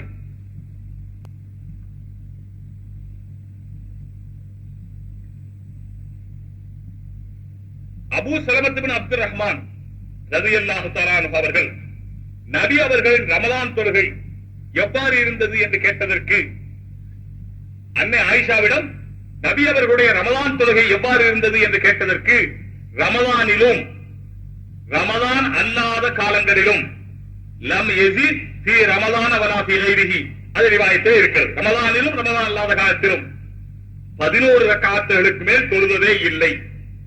இது புகாரியில் இருக்கிற 3வது ரிவாயத். ரமலானுடைய பாடத்திலே இருக்கிறது. ரமலானிலும் ரமலான் அல்லாத காலத்திலும் 11 ரக்காத்தை விட அதிகம் தொழுவதில்லை. இங்கதான் நம்ம கேட்கிறோம், எந்த 11 ரக்காத்? தஹஜ்ஜுத் 11, தராவீஹ் 11. இவர் தராவீஹ் 11 என்று சொல்லி புகாரி ஷரீஃபிலே இருப்பதாக எழுதியிருக்கிறார். புகாரியிலே ரமலானுடைய பாடத்திலும் இந்த ரிவாயத் இருக்கிறது. ரமலானுடைய பாடத்திலும் இதே புகாரி ஷரீஃபிலே கிதாபு தஹஜ்ஜுதிலேயும் இதே ரிவாயத் இருக்கிறது. தஹஜ்ஜுத் பாடத்திலும் இருக்கிறது. இந்த ரிவாயத் இருக்கிறதே ரமலான் பாடத்திலே மட்டும் இல்லை, தஹஜ்ஜுத் பாடத்திலும் இருக்கிறது. எனவே இந்த 11 ரக்காத் தஹஜ்ஜுதா ரமலானுடைய தொழுகையா? புகாரியிலே 2 இடத்திலும் இருக்கிறது. வேறு எந்த கிதாபிலும் ரமலானுடைய பாடத்திலே இந்த ரிவாயத் இல்லை. லம் யஸித் ஃபீ ரமலான வலா ஃபீ கைரிஹி அலா 11 ரக்காத்தின் 11 ரக்காத்தை விட அதிகப்படுத்தவில்லை என்ற ரிவாயத் புகாரியிலே ரமலானுடைய பாடத்திலும் இருக்கிறது, தஹஜ்ஜுடைய பாடத்திலும் இருக்கிறது. நாம் சொல்லுகிறோம் இது தஹஜ்ஜுடைய தொழுகை, தராவீஹ் என்பது தனி தொழுகை என்று சொல்லுகிறோம். தராவீஹ் என்பது தனி, தஹஜ்ஜுத் என்பது தனி. இது தராவீஹ் தொழுகை அல்ல, தஹஜ்ஜுடைய தொழுகை. இல்லை, இதுதான் தஹஜ்ஜுத் என்று தராவீஹ் என்று சொன்னால் தஹஜ்ஜுத் எங்கே? இல்லை, இதுதான் தஹஜ்ஜுத் என்று சொன்னால் ரமலானிலே தொழுக வேண்டிய தராவீஹ் எங்கே என்ற கேள்வி வருகிறது. இதை வைத்துக் கொண்டுதான் அவர் ஆதாரம் எழுதி பூரா புஸ்தகத்தையும் எழுதி முடித்திருக்கிறார். இந்த பூரா புஸ்தகத்தை பற்றி சொல்லவும் படிக்கவும் அவகாசம் இல்லை. ஆனால் நீங்கள் படித்து பாருங்கள் எந்த தரத்திலே எழுதியிருக்கிறார்கள். ஆனால் ஒன்று மட்டும் உண்மை, இந்த கேள்வி இருக்கிறதே, ரசூலுல்லாஹ் ரமலானுடைய தொழுகை எப்படி தொழுதார்கள், அதாவது ரமலானிலே தராவீஹ் தஹஜ்ஜுத் எப்படி தொழுதார்கள் என்பதுதான் கேள்வி. எனவேதான் ரமலான் அல்லாத காலத்திலும் என்று சேர்த்து பதிலிலே ஹஜ்ரத் ஆயிஷா சொல்லி இருக்கிறார்கள். அதாவது ஹஜ்ரத் ஆயிஷாவிடத்திலே கேட்கப்படுகிற கேள்வியினுடைய கருத்து பதிலை வைத்து கேள்வியை நிர்ணயிக்கலாம் அல்லவா? நாங்கள் 2 பேர் இட்லி சாப்பிட்டோம் என்று ஒருவர் பதில் சொன்னால் கேள்வி என்னவாக இருக்கும்? நீங்கள் எத்தனை பேர் என்ன சாப்பிட்டீர்கள்? பதிலை வைத்து கேள்வியை யூகிக்கலாம் இல்லையா? பதிலை வைத்து கேள்வியை யூகிக்கலாம் இல்லையா? யூகம் என்ற வார்த்தையை அடிக்கடி எழுதுகிறார்கள். நாமும் யூகிக்க வேண்டும். பதில் இப்படி இருந்தால் கேள்வி எப்படி இருக்கும்? அதாவது தஹஜ்ஜுதை பற்றித்தான் கேள்வி. ரமலானிலே தஹஜ்ஜுத் எப்படி தொழுதார்கள்? எங்க மேல ஒண்ணு இல்லைன்னு சொன்னா கீழே பார்த்து கூட தெரிஞ்சுக்கலாமே. நான் எப்போ ஒரு தடவை சொன்ன ஞாபகம் இருக்கு. ஒருத்தர் இப்படி பயான் பண்ணிக்கிட்டு இருந்தார். இப்படி பயான் பண்ணும்போது ஒரு பேச்சு பேசும்போது ஆக பொருத்தம் இல்லாத பேச்சு பேசிக்கிட்டு இருந்தார். ஆக பொருத்தம் இல்லாத பேச்சு. இப்ப கூட்டத்தில் இருந்த ஒருத்தர் கோவம் வந்துருச்சு. இப்போ யாருக்காவது கோவம் வந்தாலும் வரலாம். கூட்டத்தில் இருந்த ஒருத்தர் கோவம் வந்துருச்சு. இவர் என்ன தன்னுடைய தான் பேச வேண்டிய விஷயத்தை விட்டுட்டு என்னென்னவோ பேசுறாரு அப்படின்னு சொல்லிட்டு அவருக்கு கோபம் அத்துமீறி போய் ஒரு காகிதத்தை எடுத்தார் பாருங்க. அதுல முட்டாள் கழுதை அப்படின்னு எழுதி ஒரு ஆள்கிட்ட கொடுத்து விட்டார். பேசிக்கிட்டு இருக்கிற ஆள் கைக்கு வந்து படிச்சு பார்த்தா முட்டாள் கழுதைன்னு எழுதி. இவருக்கு கோபம் வருமா வராதா? ஆனா இவர் புத்திசாலியா இருந்தார். இவர் பதில் சொன்னார். இவர் பதில் சொல்லல, பேச்சுவார்த்தை சொன்னார். எங்க ஊர்ல எல்லாம் மேல விஷயத்தை எழுதிட்டு கையெழுத்து போடாம விட்டுருவாங்க. இதுல கையெழுத்து மட்டும் போட்டிருக்கிறது, விஷயம் எழுதுல.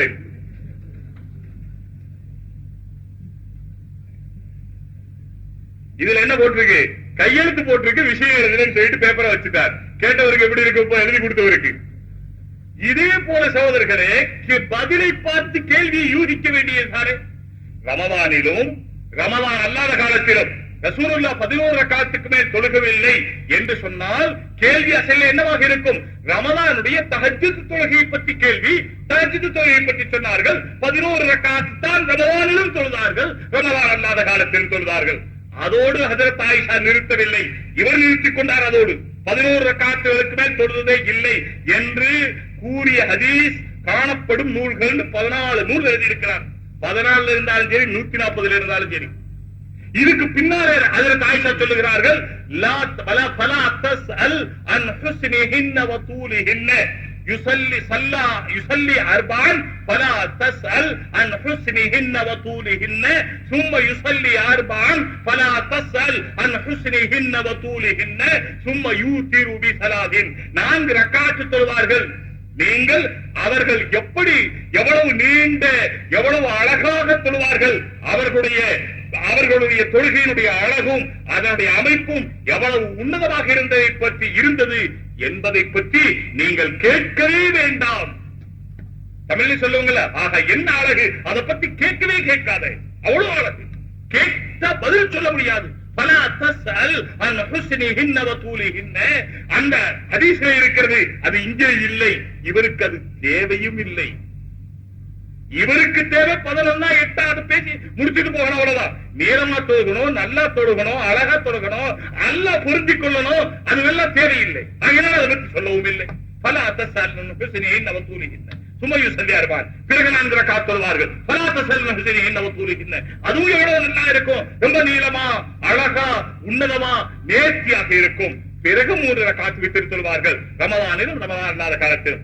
இது ஹதீஸிலே வந்திருக்கிறது வாஸ்தவம், இது புகாரியிலே வந்திருக்கிறது வாஸ்தவம்.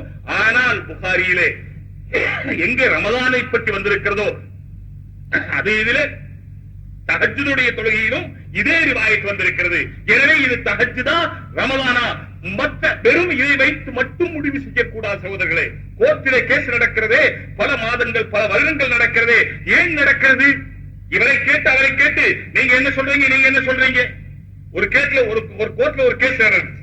என்னன்னு சொன்னா, ஒரு பொம்பளையினுடைய தாவா, இந்த இவன் என்ன கெடுத்துட்டான். ஞாபகம் வந்ததுனால சொல்றேன், கோர்ட் கேஸ். இவன் என்னை கெடுத்து விட்டான், தாவா நடந்துச்சு.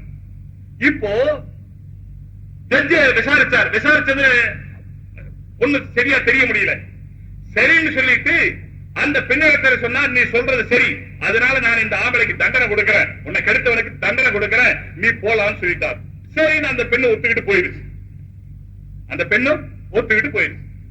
பின்னால இந்த ஆண்ட சொன்னார், நீ போய் அந்த பெண் போதே இல்லையா, அந்த பெண்ணிடத்தில் போய் அந்த பெண்ணு மடியில பணம் இருக்கு, அந்த பணத்தை பிடிங்கிட்டு வான்னு சொன்னார். ஜட்ஜு சொன்னது. வாதம் விவாதம் விதண்டாவாதம் குதர்க்கம் தர்க்கம் இதுக்கெல்லாம் விளக்கம் நேரம் இருந்தா சொல்றேன். சில பேர் கேட்கிறாங்க, வாதம் வேணும் விவாதம் வேணும். வாதம் விவாதம் பக்கவாதம் சைடுவாதம் எல்லா வாதம் இருக்கு. அது பத்தி எல்லாம் பேசுவோம் இன்ஷா அல்லாஹ். அதுக்குள்ள நேரமும் காலமும் வரும். இன்னும் நேரம் காலம் வரல. இந்த 6 வயசு பையன் கூட போய் சண்டை போடுங்கன்னு சொல்லி நம்ம அதர்கிட்ட போய் சொன்னா, இல்ல அதர்கிட்ட சொல்ல வேண்டாங்க. அதாவது கிங்காங் தாரா சிங் 2 பைல்வான் இருந்தாங்க. நீங்களும் பல பேர் பார்த்திருப்பீங்க. நான் என் சின்ன வயசுல பார்த்திருக்கிறேன். குன்னூர்ல ஸ்கூல்ல 7வது படிச்சுக்கிட்டு இருந்தேன். அப்ப கிங்காங் தாரா சிங் வந்திருந்தாங்க. சண்டைக்கு போறதுக்கு போய் பாக்குறதுக்கு விடலை. வீட்டுக்கு கடையில இருந்து படிச்சுக்கிட்டு இருந்தா அப்ப விடலை அவங்க. ஆனா கிங்காங் உட்கார்ந்து இருந்ததை பார்த்தாங்க.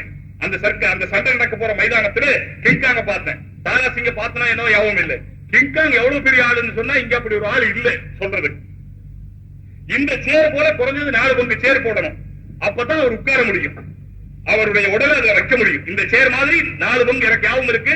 அப்ப நான் பார்க்கும்போது எனக்கு 9 வயசு இருக்கும். அப்ப கிங்காங்க பார்த்தேன். இப்ப இந்த கிங்காங்க போய் ஒரு 6 வயசு பையன் சொன்னா, நான் உங்க கூட சண்டை போடுறேன், அதுவும் டிவி பேஷண்ட்.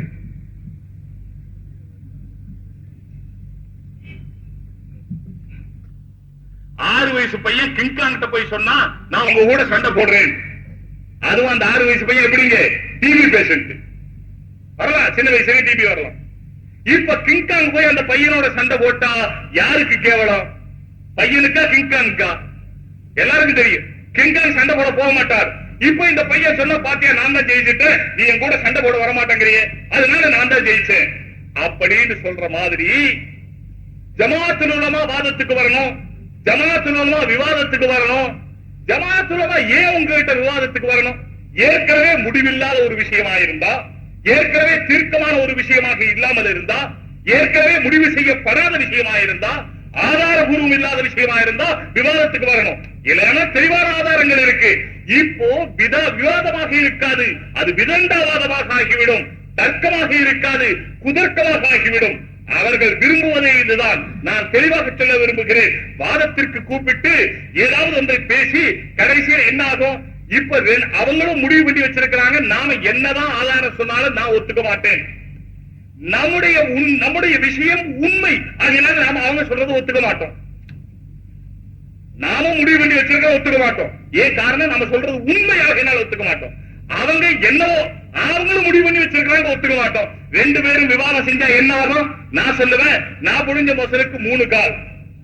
அட இல்லப்பா, முயலுக்கு உள்ளது 4 கால், இதுக்கு ஒண்ணு அடிபட்டு போயிருக்கு அல்லது பிறவியில் இல்லாம இருக்கு, அதெல்லாம் கிடையாது 3 கால். நான் சொல்றேன் 4 கால், அவர் சொல்ல 3 கால், 4 கால், 3 கால், 4 கால், 3 கால், 4 கால், 3 கால். நீங்க என்ன சொல்லுவீங்க?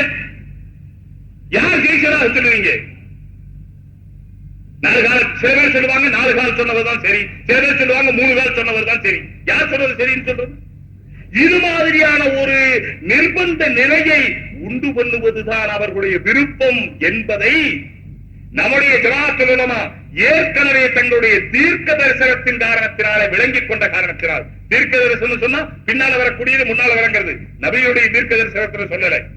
ஜமாஅத்துல் உலமா சரியில்லை, ஜமாஅத்துல் உலமா மோசம், அரபி மதரசா மோசம், கிதாபுகள் மோசம், பாடம் மோசம், பாடத்திட்டம் மோசம், அதே அசிங்கம், ஆபாசம், இந்த அசிங்கம் இதே பேச்சு பேசுகிற பழக்கமாக போய்விட்டது. சரி, நாங்கள் ஒத்துக்கொள்கிறோம், மதரசாக்களை மூடிவிடலாம், கிதாபுகளை எரித்து விடலாம், உலமாக்களை தூக்கிலே போட்டு விடலாம், சம்மதமா? பகிரங்கமாக கேட்கிறேன், இந்த அத்தனை உலமாக்களை தூக்கிலே போட்டு விடலாம், அரபி மதரசாக்களை எரித்து தள்ளிவிடலாம், கிதாபுகளை எரித்து பொதுக்கி விடலாம். நீங்கள் மட்டும் இருங்கள். இந்த உலகத்தில் என்ன நடக்கும்? 3 நாட்களிலே ஒரு முஸ்லிம் கூட இந்த உலகத்திலே இருக்க மாட்டார்கள். வேண்டுமானால் அல்லாஹ் பாதுகாக்கட்டும், செய்ய முடியாது, செய்யக்கூடாது, ஆனால் உண்மையானதுதான். இந்த ஆலிம்கள் இல்லாமல் இருந்திருந்தால் என்ன நடந்திருக்கும்? ஆலிம்கள் அதாவது உலகத்தினுடைய ரீதியில பல மாதிரி இருக்கலாம். இந்த நோட்டீஸ் அடித்து விநியோகித்து இருக்கிறார்கள். தாயத்து கட்டலாமா, தர்காவுக்கு போகலாமா, பூ போடலாமா, பொட்டு வைக்கலாமா, என்னென்னவோ. இந்த மாநாடு எதற்கு? மதுவை ஒழிப்பதற்கா, லஞ்சத்தை ஒழிப்பதற்கா? நான் கேட்கிறேன், உங்க பத்திரிகை எதற்கு? தக்பீர் இப்படி கட்டுறதுக்கு தானே நீங்கள் எழுதிக்கிட்டு இருக்கிறீங்க, விரல ஆக்குறதுக்கு தானே நீங்கள் எழுதி. இந்த விரல ஆக்குற என்ன விஷயம், என்ன பெரிய விஷயமா போச்சு? விரல ஆக்குறது பரவலா, வாஜிபா? விரல தூக்கல கூடுமா கூடாதா? விரல அசைக்கிற கூடுமா கூடாதா? விரல அசைக்கிறது ஒரு பார்க்கத்து விரும்பப்பட்ட ஒரு காரியம், தவிர வாஜிபோ முஸ்தஹபோ இல்லையே. இதை பற்றி பக்கம் பக்கமாக எழுதி கொண்டிருக்கிற நீங்கள் என்ன மதுவை ஒழிப்பதற்கு போய்விட்டீர்களா? சூதை ஒழிப்பதற்கு போய்விட்டீர்களா? அல்லது தர்காக்களிலே போய் நீங்கள் யாராவது கொல்லப்பட்டீர்களா? இல்லையே. மூளையிலே முடுக்கிலே எங்கோ ஒளிந்து உட்கார்ந்து கொண்டு ஏதோ பணத்தை வைத்துக் கொண்டு பத்திரிகை நடத்தக்கூடிய நீங்கள் எங்களை பார்த்து மதுவை ஒழிக்கிறீர்களா, விபச்சாரத்தை ஒழிக்கிறீர்களா என்று கேட்கிற நீங்கள், இதோ 2 மாதத்திற்கு முன்னாலே திருச்சியிலிருந்து வெளிவருகிற பத்திரிகையிலே ஒருவர் கேட்டிருக்கிறார், இவ்வளவெல்லாம் நீங்கள் சொல்கிறீர்கள், நீங்களே தர்காவுக்கு போய் அங்கே போராட வேண்டியதுதானே? அவர் விளக்கம் எழுதியிருக்கிறார், செய்கிற காரியத்தை பக்குவமாக செய்ய வேண்டுமா? அடே, உனக்குத்தான் தெரிஞ்சிச்ச பக்குவம், நாங்க செய்யறதெல்லாம் பக்குவம் இல்லையா? 2 மாத பத்திரிகை, 2 மாதத்திற்கு முன்னாலே உள்ள பத்திரிகை எடுத்து பாருங்கள். ரசூலுல்லாஹி ஸல்லல்லாஹு அலைஹி வஸல்லம் எடுத்த உடனே அப்படி செய்யல, அதனால் நாங்கள் செய்யல. இதே போலதான் ஜமாஅத்துல் உலமாவும் ஒரு காலகாலமாக ஒரு காரியம் நடந்து வருது, அதை எப்படி தடுக்கணும், என்ன தடுக்கணும், எப்படி செய்யணும், முறையாக வகுத்து தொகுத்து பகுத்து அறிந்து தானே செய்ய வேண்டும். திடீர்னு போய் செய்ய முடியுமா? ஏதாவது ஒரு மதரசா தர்காவிலே சஜ்தா செய்வது கூடும் என்று ஃபத்வா கொடுத்திருக்கிறதா? இது என்ன கேள்வி? இது என்ன அநியாயமான கேள்வி, அப்பட்டமான கேள்வி. சஜிதா செய்வதை பற்றி என்ன சொல்லி இருக்கிறீர்கள்? உங்களுடைய நிலை என்ன? இது ஒரு நோட்டீஸ், இங்கே விநியோகம். தர்கா கட்டலாமா, அங்கே சென்று சஜிதா செய்யலாமா, செய்வது செய்தல், அதை தொட்டு முத்த விடுதல், பூசந்தம் பூசுதல் போன்றவைகள் செய்யலாமா? செய்யலாம் எங்கேயாவது ஏதாவது ஒரு மதரசா பத்துவா கொடுத்துச்சா? யாராவது ஆளுநர்கள் பத்துவா கொடுத்தாங்களா? யாராவது செய்யறாங்கன்னு சொல்லுவீங்க. செய்யறது உலகத்துல யாராரோ என்னென்னவோ செய்யறாங்க. உலகத்திலே யாராரோ என்னென்னவோ செய்கிறார்கள். உன்னுடைய வீட்டுக்கு பக்கத்தில் இருக்கிறவர் பள்ளிவாசலுக்கு பக்கமே வருவதில்லை. நீ என்ன செய்கிறாய்? நீ போய் கூப்பிட கூட இல்லையே. உனக்கு பேசுவதற்கு என்ன தகுதி இருக்கிறது? என்ன அருகதை இருக்கிறது? என்ன நியாயம் இருக்கிறது? சகோதரர்களே, ஜமா இந்த ஆளுங்கள் இல்லாமல் இருந்திருந்தால் தாய்க்கும் மனைவிக்கும் வித்தியாசம் இல்லாமல் போயிருந்திருக்கும். இந்த ஒரு வாசகத்தை நீங்கள் ஞாபகம் வையுங்கள். இந்த ஆளுங்கள் இல்லாமல் போயிருந்தால் மனைவிக்கும் தாய்க்கும் வித்தியாசம் இல்லாத நிலையை இந்த உலகத்தை நீங்கள் பார்த்திருப்பீர்கள். நான் ஏற்கனவே சொல்லிவிட்டேன், செயல் ரீதியிலே நாங்கள் பலகீனமானவர்கள். ஆனால் ஜமாஅத் உலமாவிலும் நல்லவர்கள் பெரியவர்கள் இருக்கிறார்கள். ஆனால் பொதுவாக எங்களை போன்ற வயதில் குறைந்தவர்கள், அதனால வயசு குறைஞ்சு போச்சுன்னு இல்ல, மௌத்துக்கு பக்கம் வந்துருச்சு, 40க்கு மேல போயிட்டாங்க. கிட்ட கிட்ட ஹதீஸில் வருகிறது, ஆதரல்லாஹு இம்ரான் அஹ்ர அஜலஹு வபல்லஹு 60 சனத்தன். மிஷ்காத் ஷரீஃபிலே சமீபத்திலே நேற்று ஒரு வாரத்திற்கு முன்னாலே ஓதி கொடுத்த அந்த ஹதீஸிலே வருகிறது, கிதாபுல் ரிகாத்திலே. அல்லாஹ் தஆலா அனுமதி தருவதில்லை அந்த மனிதன் பாவம் செய்வதற்கு. எந்த மனிதன்? அஹ்ர அஜலஹு, யாருடைய தவணையை தள்ளி போட்டானோ, வபல்லஹு 60 சனத்தன், அவரை 60 வயது வரை கொண்டு போய் சேர்த்து விட்டானோ, அதற்கு பிறகு நான் தெரியாம செஞ்சுட்டேன்னு சொன்னா அல்லாஹ் விடுறதில்லை. 60 வயசு ஆயிருச்சு, இனியும் நான் தெரியாம செய்துட்டேன்னு சொன்னா அல்லாஹ் தஆலா அவருடைய உதரை ஏற்றுக்கொள்வதில்லை, அவருடைய காரணத்தை ஏற்றுக்கொள்வதில்லை. அதனாலதான் மதீனாவில் என்ன பழக்கம் இருந்துச்சு என்று சொன்னால், 40 வயதானால் எல்லாவற்றையும் விட்டு ஒதுங்கி இபாதத்தில் ஈடுபட்டு விடுவார்கள். 40 வயசுக்கு மேல போனா அவரை நோக்கி போய்கிட்டே இருக்க வேண்டியதுதான். எனவே சகோதரர்களே, வாழ்க்கையிலே எத்தனையோ காரியம் கொள்கை ரீதியிலே நான் சொல்ல வந்தது, செயல் ரீதியிலே எப்படி இருந்தாலும் கூட, செயல் ரீதியிலே எப்படி இருந்தாலும் கூட தவறு நடப்பது சகஜம்தான், நடந்து கொண்டுதான் இருக்கிறது, இல்லை என்று சொல்லவில்லை. நாங்களும் தவறு செய்கிறோம், அவர்களும் தவறு செய்கிறார்கள், நீங்களும் தவறு செய்யலாம். உலகத்திலே யார் யாரோ எங்கெங்கோ எப்படி எப்படியோ தவறுகள் செய்கிறார்கள், இல்லை என்று சொல்லவில்லை. ஆனால் தவறை சரி என்று சொன்னோமா? இது என்ன கேள்வி? இது இதே போல தாயத்து கட்டலாமா, அது செய்யலாமா?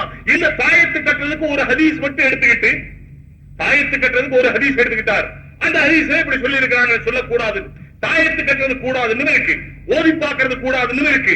அதே போல கேள்வி கணக்கில்லாமல் 70,000 பேர் சொர்க்கத்திற்கு போவார்கள்.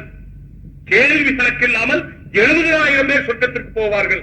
அவர்கள் யார் என்று சஹாபாக்கள் கேட்டார்கள். ரசூலுல்லாஹ் பதில் சொன்னார்கள், யார் ஓதி பார்க்கவில்லையோ, யார் ஊதி பார்க்கவில்லையோ, யார் ஓதி பார்க்கவில்லையோ, யார் ஊதி பார்க்கவில்லையோ, இதே போல யார் பால் போட்டு பார்க்கவில்லையோ, தாயத்து கட்டவில்லையோ, இவர்கள் கேள்வி கணக்கில்லாமல் சொர்க்கத்திற்கு போவார்கள். சரி, இந்த ஹதீஸை சரியில்லை என்று சொன்னோமா? சரி. ஆனால் அதே நேரத்திலே இந்த ஒரு ஹதீஸ் தான் வந்திருக்கிறது,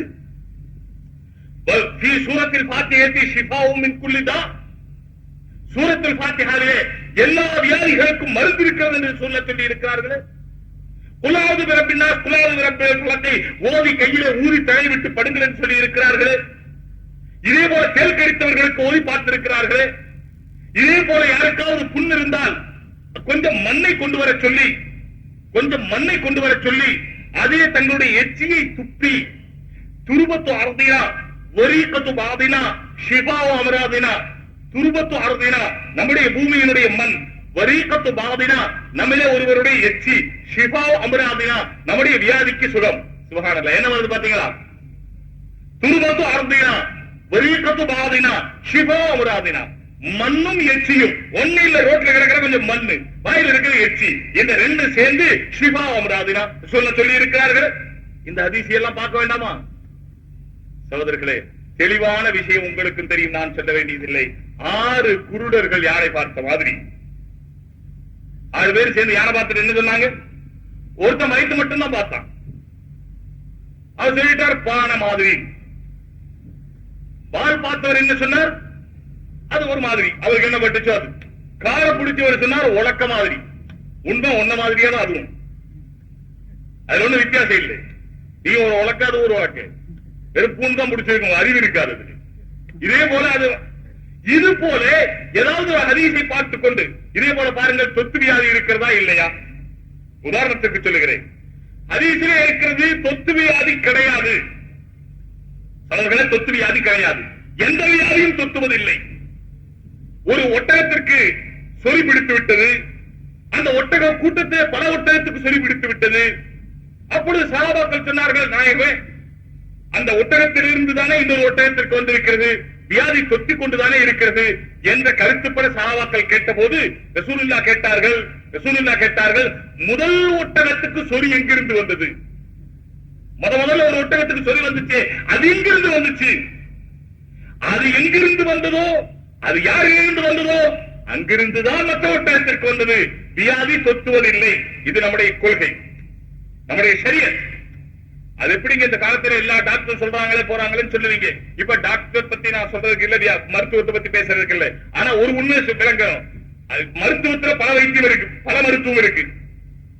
அதாவது சித்த வைத்தியம் இருக்கு, அது மாதிரி தமிழ் வைத்தியம் இருக்கு, ஹோமியோபதி இருக்கு, அலோபதிக்கு இருக்கு, என்னென்ன யூனானி இருக்கு, எத்தனையோ இருக்கு. இதுல பல வைத்தியத்துறைகள், குறிப்பாக அலோபதிக் தொத்து வைத்தியம் இருக்குன்னு சொல்லுது. ஆனால் இன்றைக்கும் ஹோமியோபதியிலே அவர்களுடைய ஆராய்ச்சிப்படி தொத்து வியாதி இல்லை, எந்த வியாதியும் தொத்துவதில்லை. இன்றைக்கும் அவருடைய கருத்து அதுதான். மருத்துவர்களுக்கு இடையில கருத்து வேறுபாடு.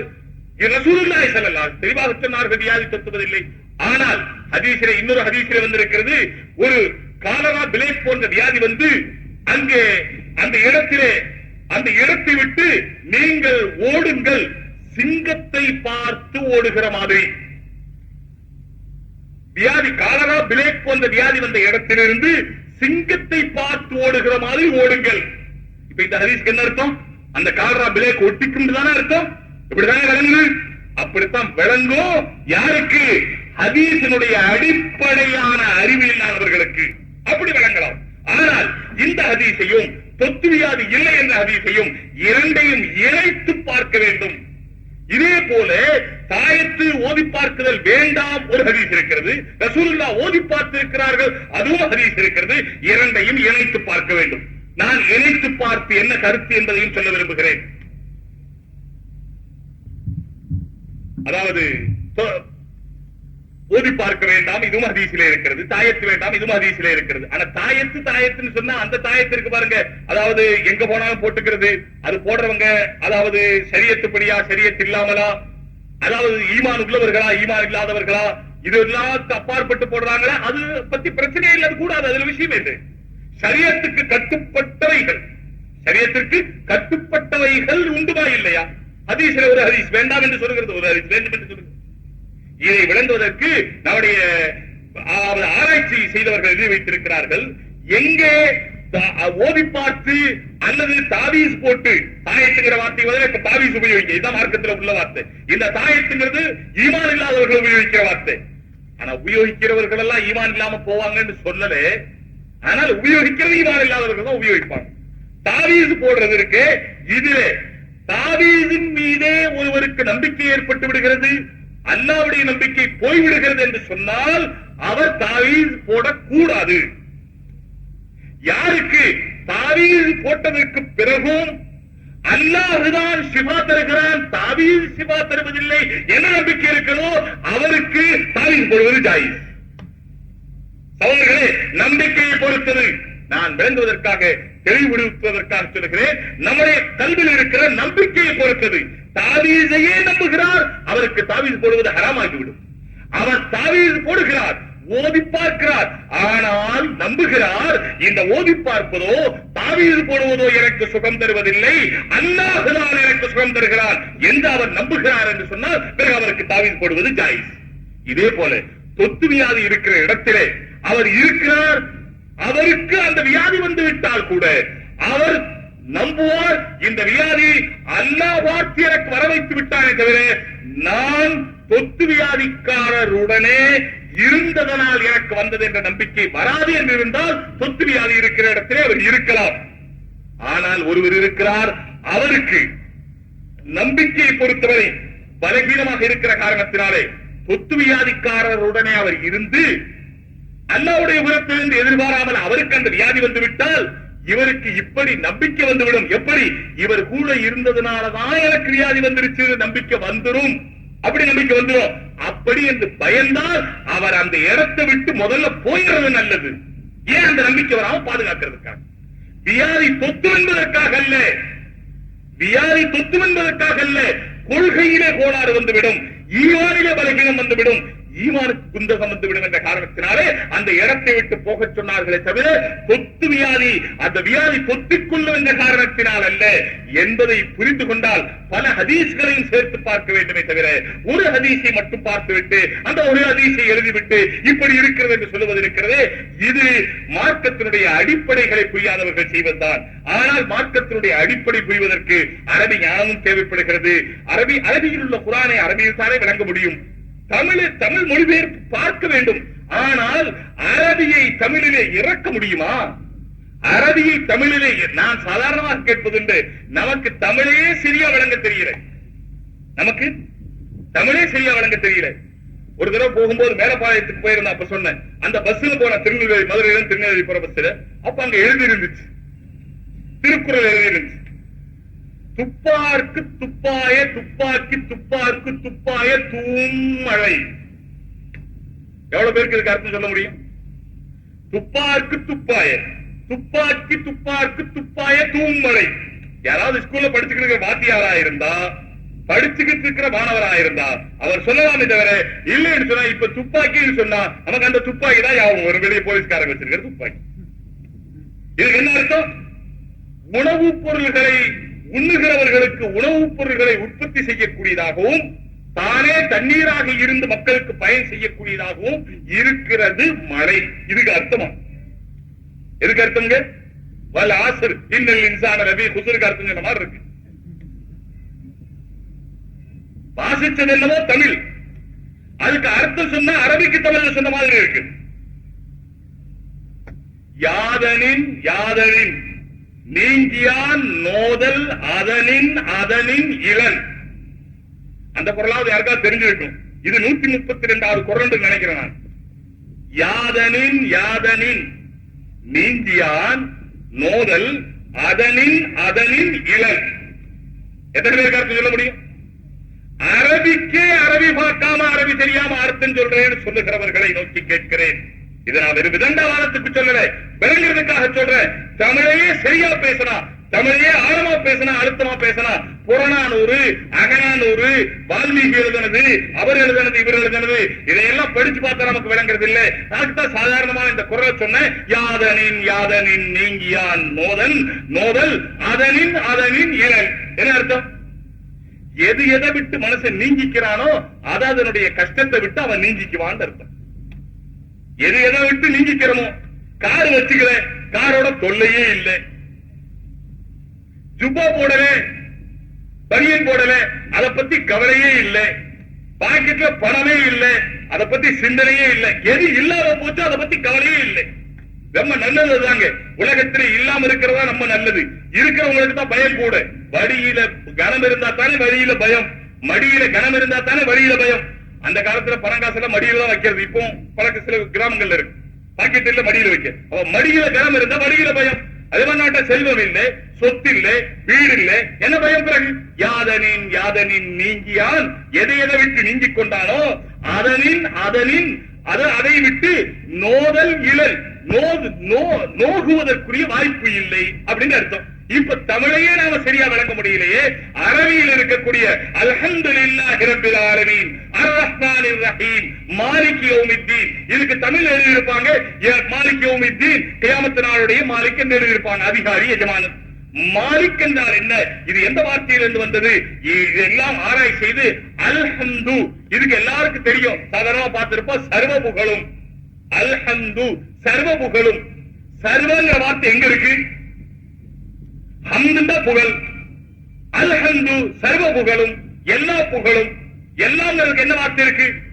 குல்லுல் ஹம்தி ஜமீஉல் ஹம்தி அப்படின்னு இருந்தா சர்வ புகழும் எல்லா புகழும் சொல்றது பொருந்தும். இங்க அப்படி இல்லையே, அல்ஹம்து தானே இருக்கு. இப்போ அல்லுக்கு அர்த்தம் என்ன?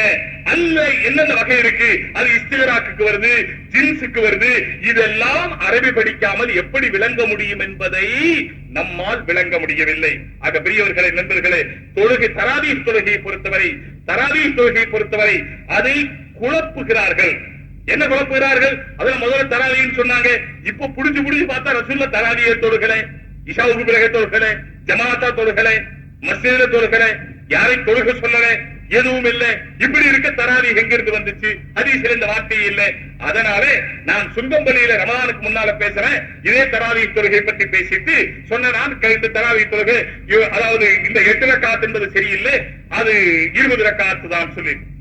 இப்ப அதற்கு பதில் இங்கு இருக்கக்கூடிய பள்ளி நிர்வாகிகளுக்கெல்லாம் ஒரு பதில் ஏதோ ஒரு மூலமாக வேறு சில நபர்கள் மூலமாக இப்படி ஒருவர் பேசிவிட்டு போயிருக்கிறார்.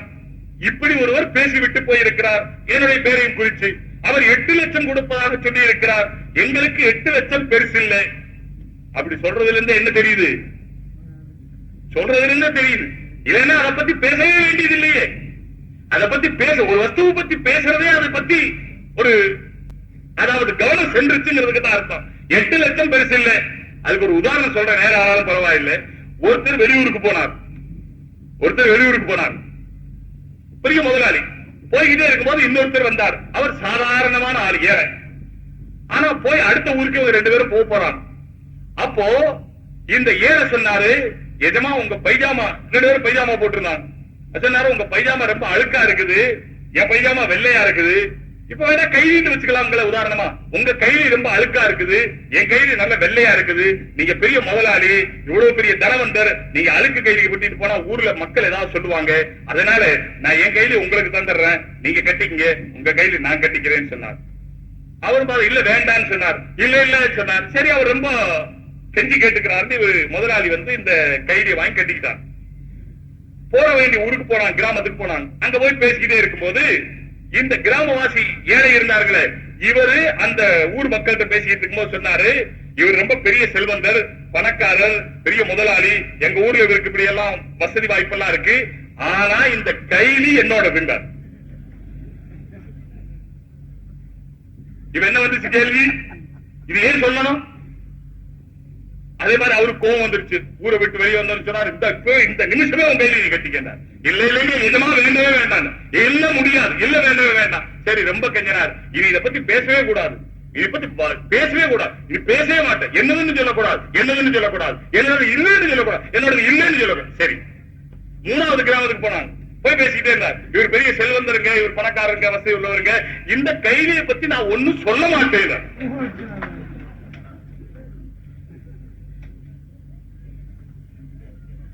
8 லட்சத்தை பத்தி ஏன் சொல்றேன்?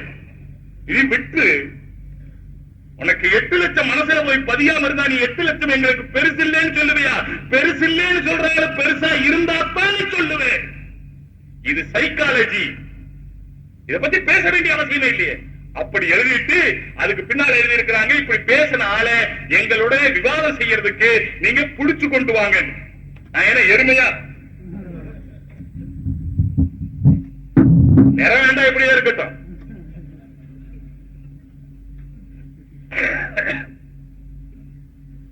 சகோதரர்களை, என்னிடத்திலே கேட்க வேண்டியதுதானே? நான் தானே பேசினேன்.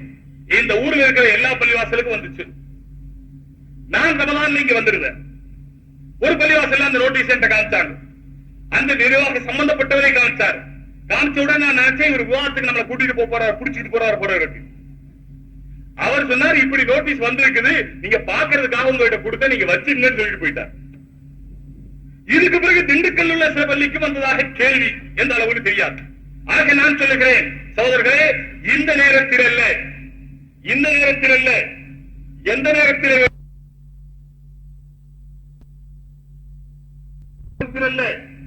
எந்த நேரத்தில் வேண்டுமானாலும் மணி 10 நெருங்குது. நீ அடுத்து 10 வரும். எனக்கு ஒரு ஞாபகம் வந்துச்சு, எப்போ சொல்லுவேன் பாடத்துல. நான் ஒருத்தர் மணி கேட்டாரா, மணி எத்தனை? அவர் சொன்னாரா 10. இவர் சொன்னாரா ஒரு தடவை சொன்னா போதும்.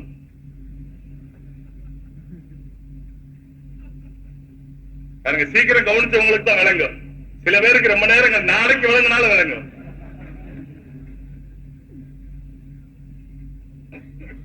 மணி 10:15 இல்ல, 10:15 இல்ல, 10:05 இல்ல, மணி 10:10. அவர் பதில் என்ன சொன்னாருங்க? ஒரு தடவை சொன்னா போது எனக்கு காது நல்லா கேக்குது. மணி 10:10 நெருங்கிட்டு இருக்கு, முடிக்க வேண்டிய தருணம். நான் சொல்லுகிறேன், இந்த 8 ரக்காத் இல்லை என்பதை பற்றி இந்த 1 மணி நேரம் அல்ல, 8 நாள் என்னாலே பேச முடியும். 8 நாள் பேச முடியும். சில பேர் 8 நாள் வெறும் பேசியே தங்களுடைய சாதனை கின்னஸ் புத்தகத்தை எழுதி இருக்கிறாங்க. சில பேர் 7 நாள் என்னவோ நகைச்சுவையாக பேசியே கின்னஸ் புத்தகத்தில் இடம்பெற்றிருக்கிறாங்க. 8 நாள் தராவீகை பற்றி அது சம்பந்தப்பட்ட விளக்கங்கள், வெறும் தராவீகாவே இருக்காது, அது சம்பந்தப்பட்ட விளக்கங்கள் ஹதீஸ்கள். ஆனா முழிக்க முடியாது, சாப்பிடாம இருக்க முடியாது, 1-2க்கு போகாம இருக்க முடியாது. அதனால முடியாதே தவிர, இல்லையானால் விளக்கங்கள் அவ்வளவு இருக்கிறது. ரசூலுல்லாஹி ஸல்லல்லாஹு அலைஹி வஸல்லம் தொழுது என்பது இரவு தொழுகை மட்டும்தான். இப்பொழுது இவர்கள் தராவி என்று சொல்லிவிட்ட காரணத்தினாலே இப்பொழுது அதிலே மாட்டிக்கொண்டு சொல்லுகிறார்கள். தராவி என்ற வார்த்தையை என்னுடைய சுங்கம்பள்ளியினுடைய பேச்சுக்கு பிறகு அவர்கள் எழுதியிருக்கிற அத்தனை கடிதத்திலும் தராவி என்ற வார்த்தையை விட்டுவிட்டு இரவு தொழுகை என்ற வார்த்தை எழுதியிருக்கிறார்கள். எங்கே போனது தராவி? நான் சொன்னேன், மாலை கண்டால் வாழை இல்லை, மாலை கண்டால் வாழை இல்லை. மாலை கீழே கிடக்கிற மாதிரி பார்த்தா பிறகு என்ன இல்லைங்க, வாழை இலை இல்லை. வாழை இலையா பார்த்தா மாலை இல்லை. கயிற்றை கண்டால் பாம்பு இல்லை, பாம்பை கண்டால் கயிறு இல்லை. தஹஜ்ஜுத் இருந்தால் தராவி இல்லை, தராவி இருந்தால் தஹஜ்ஜுத். இரவு தொழுகை, இரவு தொழுகை, இரவு தொழுகை. நாம் இரவு தொழுகையை பற்றி பேசவே இல்லை. நாம் பேசுவதெல்லாம் தராவீகை பற்றி பேசுகிறோம். ஹஜ்ரத் உமர் ரலியல்லாஹு தஆலா அன்ஹு அவர்கள் ரசூலுல்லாஹி ஸல்லல்லாஹு அலைஹி வஸல்லம் அவர்களுடைய நோக்கத்தை, அவர்களுடைய விருப்பத்தை புரிந்து செயல்படுத்தி இன்றளவும் அல் ஹதீஸ் ஸஹீஹ் நபவி ஃபீ ஸலாத்தி தராவீஹ் அல்லாமா ஷேக் முகமது அலி சாபூனி இப்பொழுது சவுதியினுடைய அரச ஆட்சி, சவுதி கவர்மெண்டினுடைய அதிகாரப்பூர்வமான நூலிலே தராவி 20 ரக்காத் என்று சமீப காலத்தில் வெளியிடப்பட்டிருக்கிறது. காலாகாலமாக யாருமே மறுக்கவில்லை. அல்லாமா இப்னு தைமியா எழுதும் பொழுது ஹஜ்ரத் இப்னு உமர் ரலியல்லாஹு தஆலா அன்ஹு செய்ததை ஃபலம் அகாமஹு பைனல் முஹாஜிரீன வல் அன்சார் ஃபலம் யுன்கிருஹு அஹதுன்.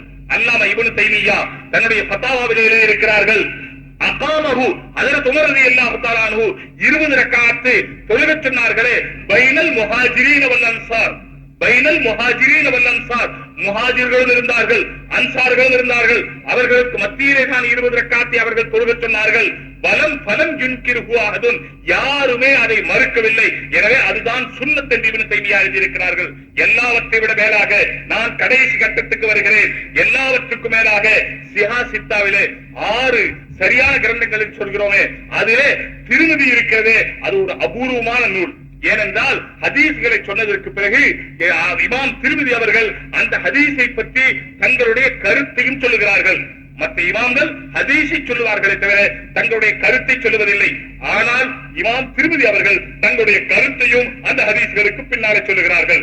இமாம் திருமதி ஒரே ஒரு ரிவாயத்தை தான் தங்களுடைய கிதாபிலே ரமலான் சம்பந்தமாக, இந்த தராவி சம்பந்தமாக கொண்டு வந்திருக்கிறார்கள். அதற்கு பின்னால் அவர்கள் எழுதியிருக்கிறார்கள், அக்ஸரு அஹ்லில் இல்மி அலாமா ருவிய அன் அலியின் வ உமர வ கைரிஹிமா. அது இமாம் திருமதி சொல்லுகிறார்கள், ஹஜ்ரத் அலி, ஹஜ்ரத் உமர் இன்னும் மற்றவர்கள் என்று ரிவாயத்து செய்யப்பட்டிருக்கிறபடி அதிகமான இல்முடையவர்களில் அதிகமானோர் தராவி 20 ரக்காத் என்று முடிவு செய்திருக்கிறார்கள். யார் சொல்லுகிறார்கள்? இமாம் திருமதி சொல்லுகிறார்கள். இமாம் திருமதி ஹதீஸ்களை எல்லாம் ஆராய்ச்சி செய்து ஒரு முடிவுக்கு வருகிறார்கள். அந்த முடிவையே இவர்கள் மறுக்கிறார்கள் என்று சொன்னால் இவர்கள் திருமதியை பற்றியும், திருமதியில் உள்ள ஹதீஸை பற்றியும், மற்ற கிதாபில் ஹதீஸை பற்றியும் எப்படி ஆராய்ச்சி செய்திருப்பார்கள் என்பது புரியவில்லை. இமாம் திருமதி சுன்னத்தாக இல்லாத ஒன்றை சுன்னத் என்று சொல்லி இருக்க முடியுமா?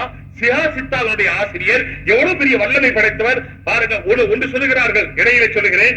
அப்படி ஒரு, அதாவது இமாம்களை பற்றியும், அந்த அபூ ஹனீஃபாவை பற்றியும், இமாம் ஷாஃபி ரஹ்மத்துல்லாஹி பற்றியும், இன்னும் மற்ற இமாம்களை பற்றி ஒரு இமேஜ் ஏற்படுத்தி வச்சிருக்கிறாங்க. அப்படி ஒரு பிரமை ஏற்படுத்தி வச்சிருக்கிறாங்க. அவங்க எல்லாம் பெரியவங்க, அவங்களை பத்தி குற்றமே சொல்லக்கூடாது, அவங்களை பத்தி பேசவே கூடாது அப்படின்னு ஒரு பொய் பொய் பொய் சாயல் ஏற்படுத்தி வைத்திருக்கிறார்கள். அப்படியெல்லாம் ஒண்ணும் கிடையாதுன்னு சொல்றாங்க.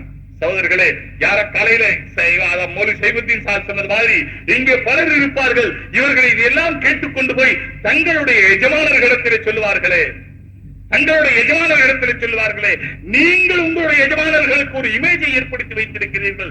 இமாம் திருமதிக்கு இமேஜ் இருந்தால் என்ன கெட்டு போய்விட்டது, இமாம் அபூ ஹனீஃபாவுக்கு இமேஜ் இருந்தால் என்ன கெட்டு போய்விட்டது, இமாம் ஷாஃபியுடைய இமேஜ் இருந்தால் என்ன கெட்டு போய்விட்டது. சகோதரர்களே, அவர்களுடைய தக்வா, அவர்களுடைய அந்தஸ்து, அவர்களுடைய உயர்வு தவறு செய்திருக்கிறார்களா? செய்ய முடியாதா? இமாம் அபூ ஹனீஃபா தவறு செய்ய முடியாதா? யார் சொன்னது தவறு செய்ய முடியாது என்று நிரூபிக்க முடியுமா? இமாம் அபூ ஹனீஃபா தவறு செய்ய மாட்டார்கள் என்று அஹ்லுஸ் சுன்னத் வல் ஜமாஅத்தினுடைய கிதாபுகளில் இருந்து ஏதாவது ஒன்றிலே நிரூபித்து விட்டால் நீங்கள் சொல்லுகிற அத்தனைக்கும் நான் கட்டுப்படுகிறேன். ஏன்னா இப்ப பணத்தை சொல்றது நல்லதா இல்ல, ஏற்கனவே சொல்லியாச்சு. எங்களுடைய கிதாபுகளில் இருந்து அஹ்லுஸ் சுன்னத் வல் ஜமாஅத்துடைய கிதாபில் இருந்து இமாம் அபூ ஹனீஃபா தவறு செய்ய மாட்டார்கள், இமாம் ஷாஃபி தவறு செய்ய மாட்டார்கள், உலகத்திலே யாருமே சிலரை குறித்து அவர்கள் தவறே செய்ய முடியாது, அவர்கள் மாசூம் என்று எழுதியிருப்பதாக காண்பித்தால் நான் உங்களுக்கு கட்டுப்பட்டவன், நீங்கள் சொல்லுகிற இடத்துக்கு வர தகுந்தவன், நீங்கள் சொல்லுகிற வேலை செய்பவன். நீங்கள் நிரூபிங்கள் பார்க்கலாம். நபிமார்களை தவிர யாருமே மாசூம் இல்லை. நம்முடைய அஹ்லுஸ் சுன்னத் வல் ஜமாஅத்துடைய கொள்கை இது, அகீதா இது. இந்த அகீதாவிலே நாம் 100க்கு 101 சரியானவர்கள். நாங்கள் 100க்கு 101 சரியானவர்கள். நபிமார்கள் தான் பாவம் செய்யாதவர்கள். நபிமார்களை தவிர உள்ள யாருமே பாவம் செய்யலாம், அது கொள்கை. ஆனால் தவறு செய்யலாம், அது நம்முடைய கொள்கை. ஆனால் செய்கிறதையெல்லாம் தவறு என்று சொல்வது உங்களுடைய கொள்கை. சொன்னாரு, அதாவது அமானியத்தை சொன்ன ஞாபகம் இருக்கு, அமானியத்தை சொன்ன ஞாபகம் இருக்கு. ஏதோ பேச்சுவாக்கள் வரும்போது அதற்கு பொடி போடுவாங்க, மூக்கு பொடி, பொடி விஷயம்தான். இப்ப போடுறது நல்லதா கெட்டதா அதை பத்தி எல்லாம் விமர்சனம் நமக்கு தேவையில்லை. எப்பவும் கையில பொடி டப்பா வச்சிருப்பாங்க, அந்த பொடி டப்பா அப்படியே தடவிக்கிட்டே இருப்பாங்க. அதற்கு வேகமா தடவுறாங்கன்னு சொன்னா அதுக்கு என்ன அர்த்தம்னா கொஞ்சம் வேகமா சிந்திக்கிறாங்கன்னு அர்த்தம். உண்மையில என்னுடைய வாழ்க்கையில எனக்கு தெரிஞ்ச வரைக்கும் அதற்கு போல சுருங்க சொல்லி விளங்க வைக்கிறவங்களை, உடனுக்குடன் பதில் சொல்றவங்களை நான் பார்த்ததில்லை. அந்த பொடி டப்பா அப்படியே தடவிக்கிட்டே இருப்பாங்க. பொடி போடுற சும்மா அப்படி மூக்க வைப்பாங்க. சில பேர் மூக்க அப்படி இழுப்பாங்க, இழுத்தா அது நம்ம மூளை வரைக்கும் ஏறும். அந்த இழுவை இருக்கு, நம்ம மூளை வரைக்கும் ஏறும். நானும் பொடி போட்டுக்கிட்டு இருந்தேன். 11 வயசுல இருந்து 35 வயசு வரைக்கும் போட்டேன். 11 வயசுல இருந்து ஸ்கூல்ல சளி பிடிச்சிச்சுன்னு சொல்லி போட்ட பழக்கம் 35 வயசு வரைக்கும் பொடி போட்டேன். அதுவும் போட்டேன்னு சொன்னா ஒரு நாள் கூட விடாம, தேவபந்திர ஓதும் போது ஏதோ சில நாள் விடலான்னு விட்டு பார்த்தேன், விட முடியல. அங்க போய் அந்த மருந்து கடையில நாசூர் ஒண்ணு விக்குது தேவபந்திர, அந்த நாசூர் மூக்குப்பொடி வாசம் இருக்கும், அதனால அதை வாங்கி போட்டுக்கிட்டேன். விட்டனா எப்பவும் கூட இருக்கும். யார் கூட இருந்தாலும் சரி இல்லாட்டாலும் சரி, கல்யாணம் முடிஞ்ச பிறகு மனைவி கூட இருந்தாலும் இல்லாட்டாலும் பொடிதப்பாவும் கர்ச்சிப்பும் கூட இருக்கணும். பொடிதப்பா தலையணக்கடியில இருந்தா தான் தூக்கம் வரும். பயான் செய்யறதா இருந்தா பொடி போட்டுக்கிட்டு பயான் செய்தா தான் பயானே வரும். பொடி போடாம பயான் செய்தா வராது. சாப்பிடறதுக்கு முந்தைய பொடி போடுறோம். இதுக்கு இடையில எங்கேயாவது உருதுல பேசுறவங்களுக்கு தர்ஜுமா செய்யறதா இருந்தா அவர் உருது பேசிக்கிட்டு இருப்பாரு பாருங்க, அப்ப மெதுவா டப்பாவை எடுத்து கூட்டம் எல்லாம் இருப்பாங்க, அப்படியே எடுத்து அப்படி பொடி எடுத்து அப்படி போட்டுக்கோ. அப்படி பழக்கம் இருந்துச்சு. நான் ஓதுற காலத்திலையும் போட்டுக்கிட்டு இருந்தேன். அதனால அமானியத்தில் பேசிட்டு இருக்கும் போது ஏதோ பேச்சுவாக்குல அதுல பொடி போடுறவங்க எல்லாம் பெரிய அறிஞர்களாக இருக்கிறாங்க அப்படின்னு நான் தான் சொன்ன ஞாபகம். இன்னும் யார் சொன்னாங்களோ தெரியல. பொடி போடுறவங்க எல்லாம் பெரிய அல்ல, அப்படி சொல்லல, அறிஞர்கள் எல்லாம் பொடி போடுறாங்க அதற்கு அப்படின்னு சொன்னேன். அப்ப சில அறிஞர்களை மேற்கொள்ளும் காட்ட முஸ்லிம் அல்லாத அறிஞர்கள் பல பேர், நிறைய பேர் பொடி போடுறாங்க. அந்த அறிஞர்கள் சொன்ன பாருங்க, அந்த அறிஞர் பொடி போடுறாரு, அந்த அறிஞர் பொடி போடுறாரு. அறிஞர் என்றே பேர் பெற்ற ஒருவர் பொடி போட்டுக்கிட்டு இருந்தார். உங்களுக்கு தெரியும், அறிஞர் என்றே பேர் பெற்றவர். அறிஞர் சொன்னா அவர் பேர் தான் ஞாபகத்துக்கு வரும். அவரும் பொடி போட்டுக்கிட்டு இருந்தார். அதனால சொன்னா அறிஞர்கள் எல்லாம் பொடி போடுறாங்க. உடனே அதற்கு சொன்னாங்க, அதனால பொடி போடுறவங்க எல்லாம் அறிஞர்கள் இல்லை. உடனே சொன்னாங்க.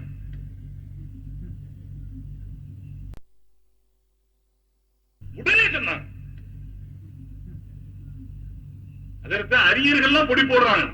உடனே சொன்னாங்க பொடி போடுறவங்க அரியர்கள் இல்லை. அப்படி சொல்லிட்டு சொன்னாங்க, என்னப்பா மந்திகளை படிச்சது இல்லையா? வெள்ளையெல்லாம் கொக்கு, கொக்கெல்லாம் வெள்ளை, அதனால வெள்ளையெல்லாம் குக்கா, கொக்கெல்லாம் வெள்ளை, காகமெல்லாம் கருப்பு, அதனால கருப்பெல்லாம் காக்காயா, வெள்ளையெல்லாம் கொக்கா, அப்படி இல்லையே? அதே போல இது மாதிரி நிறைய விஷயங்கள் அமானியதற்குரிய விஷயங்கள் சொல்றதானா ஆச்சரியகரமான விஷயங்கள் இருக்கு. ஒரு தடவை அமானியதர் சொன்னாங்க 10-6, நம்ம படிக்க பாருங்க 10-10 ஆக போகுது. அமானியதர் சொன்னாங்க, ஒருத்தர் ஒரு குதிரை கொண்டு வந்தான், பாக்குறதுக்கு 4 காசு குதிரை பாக்குறது.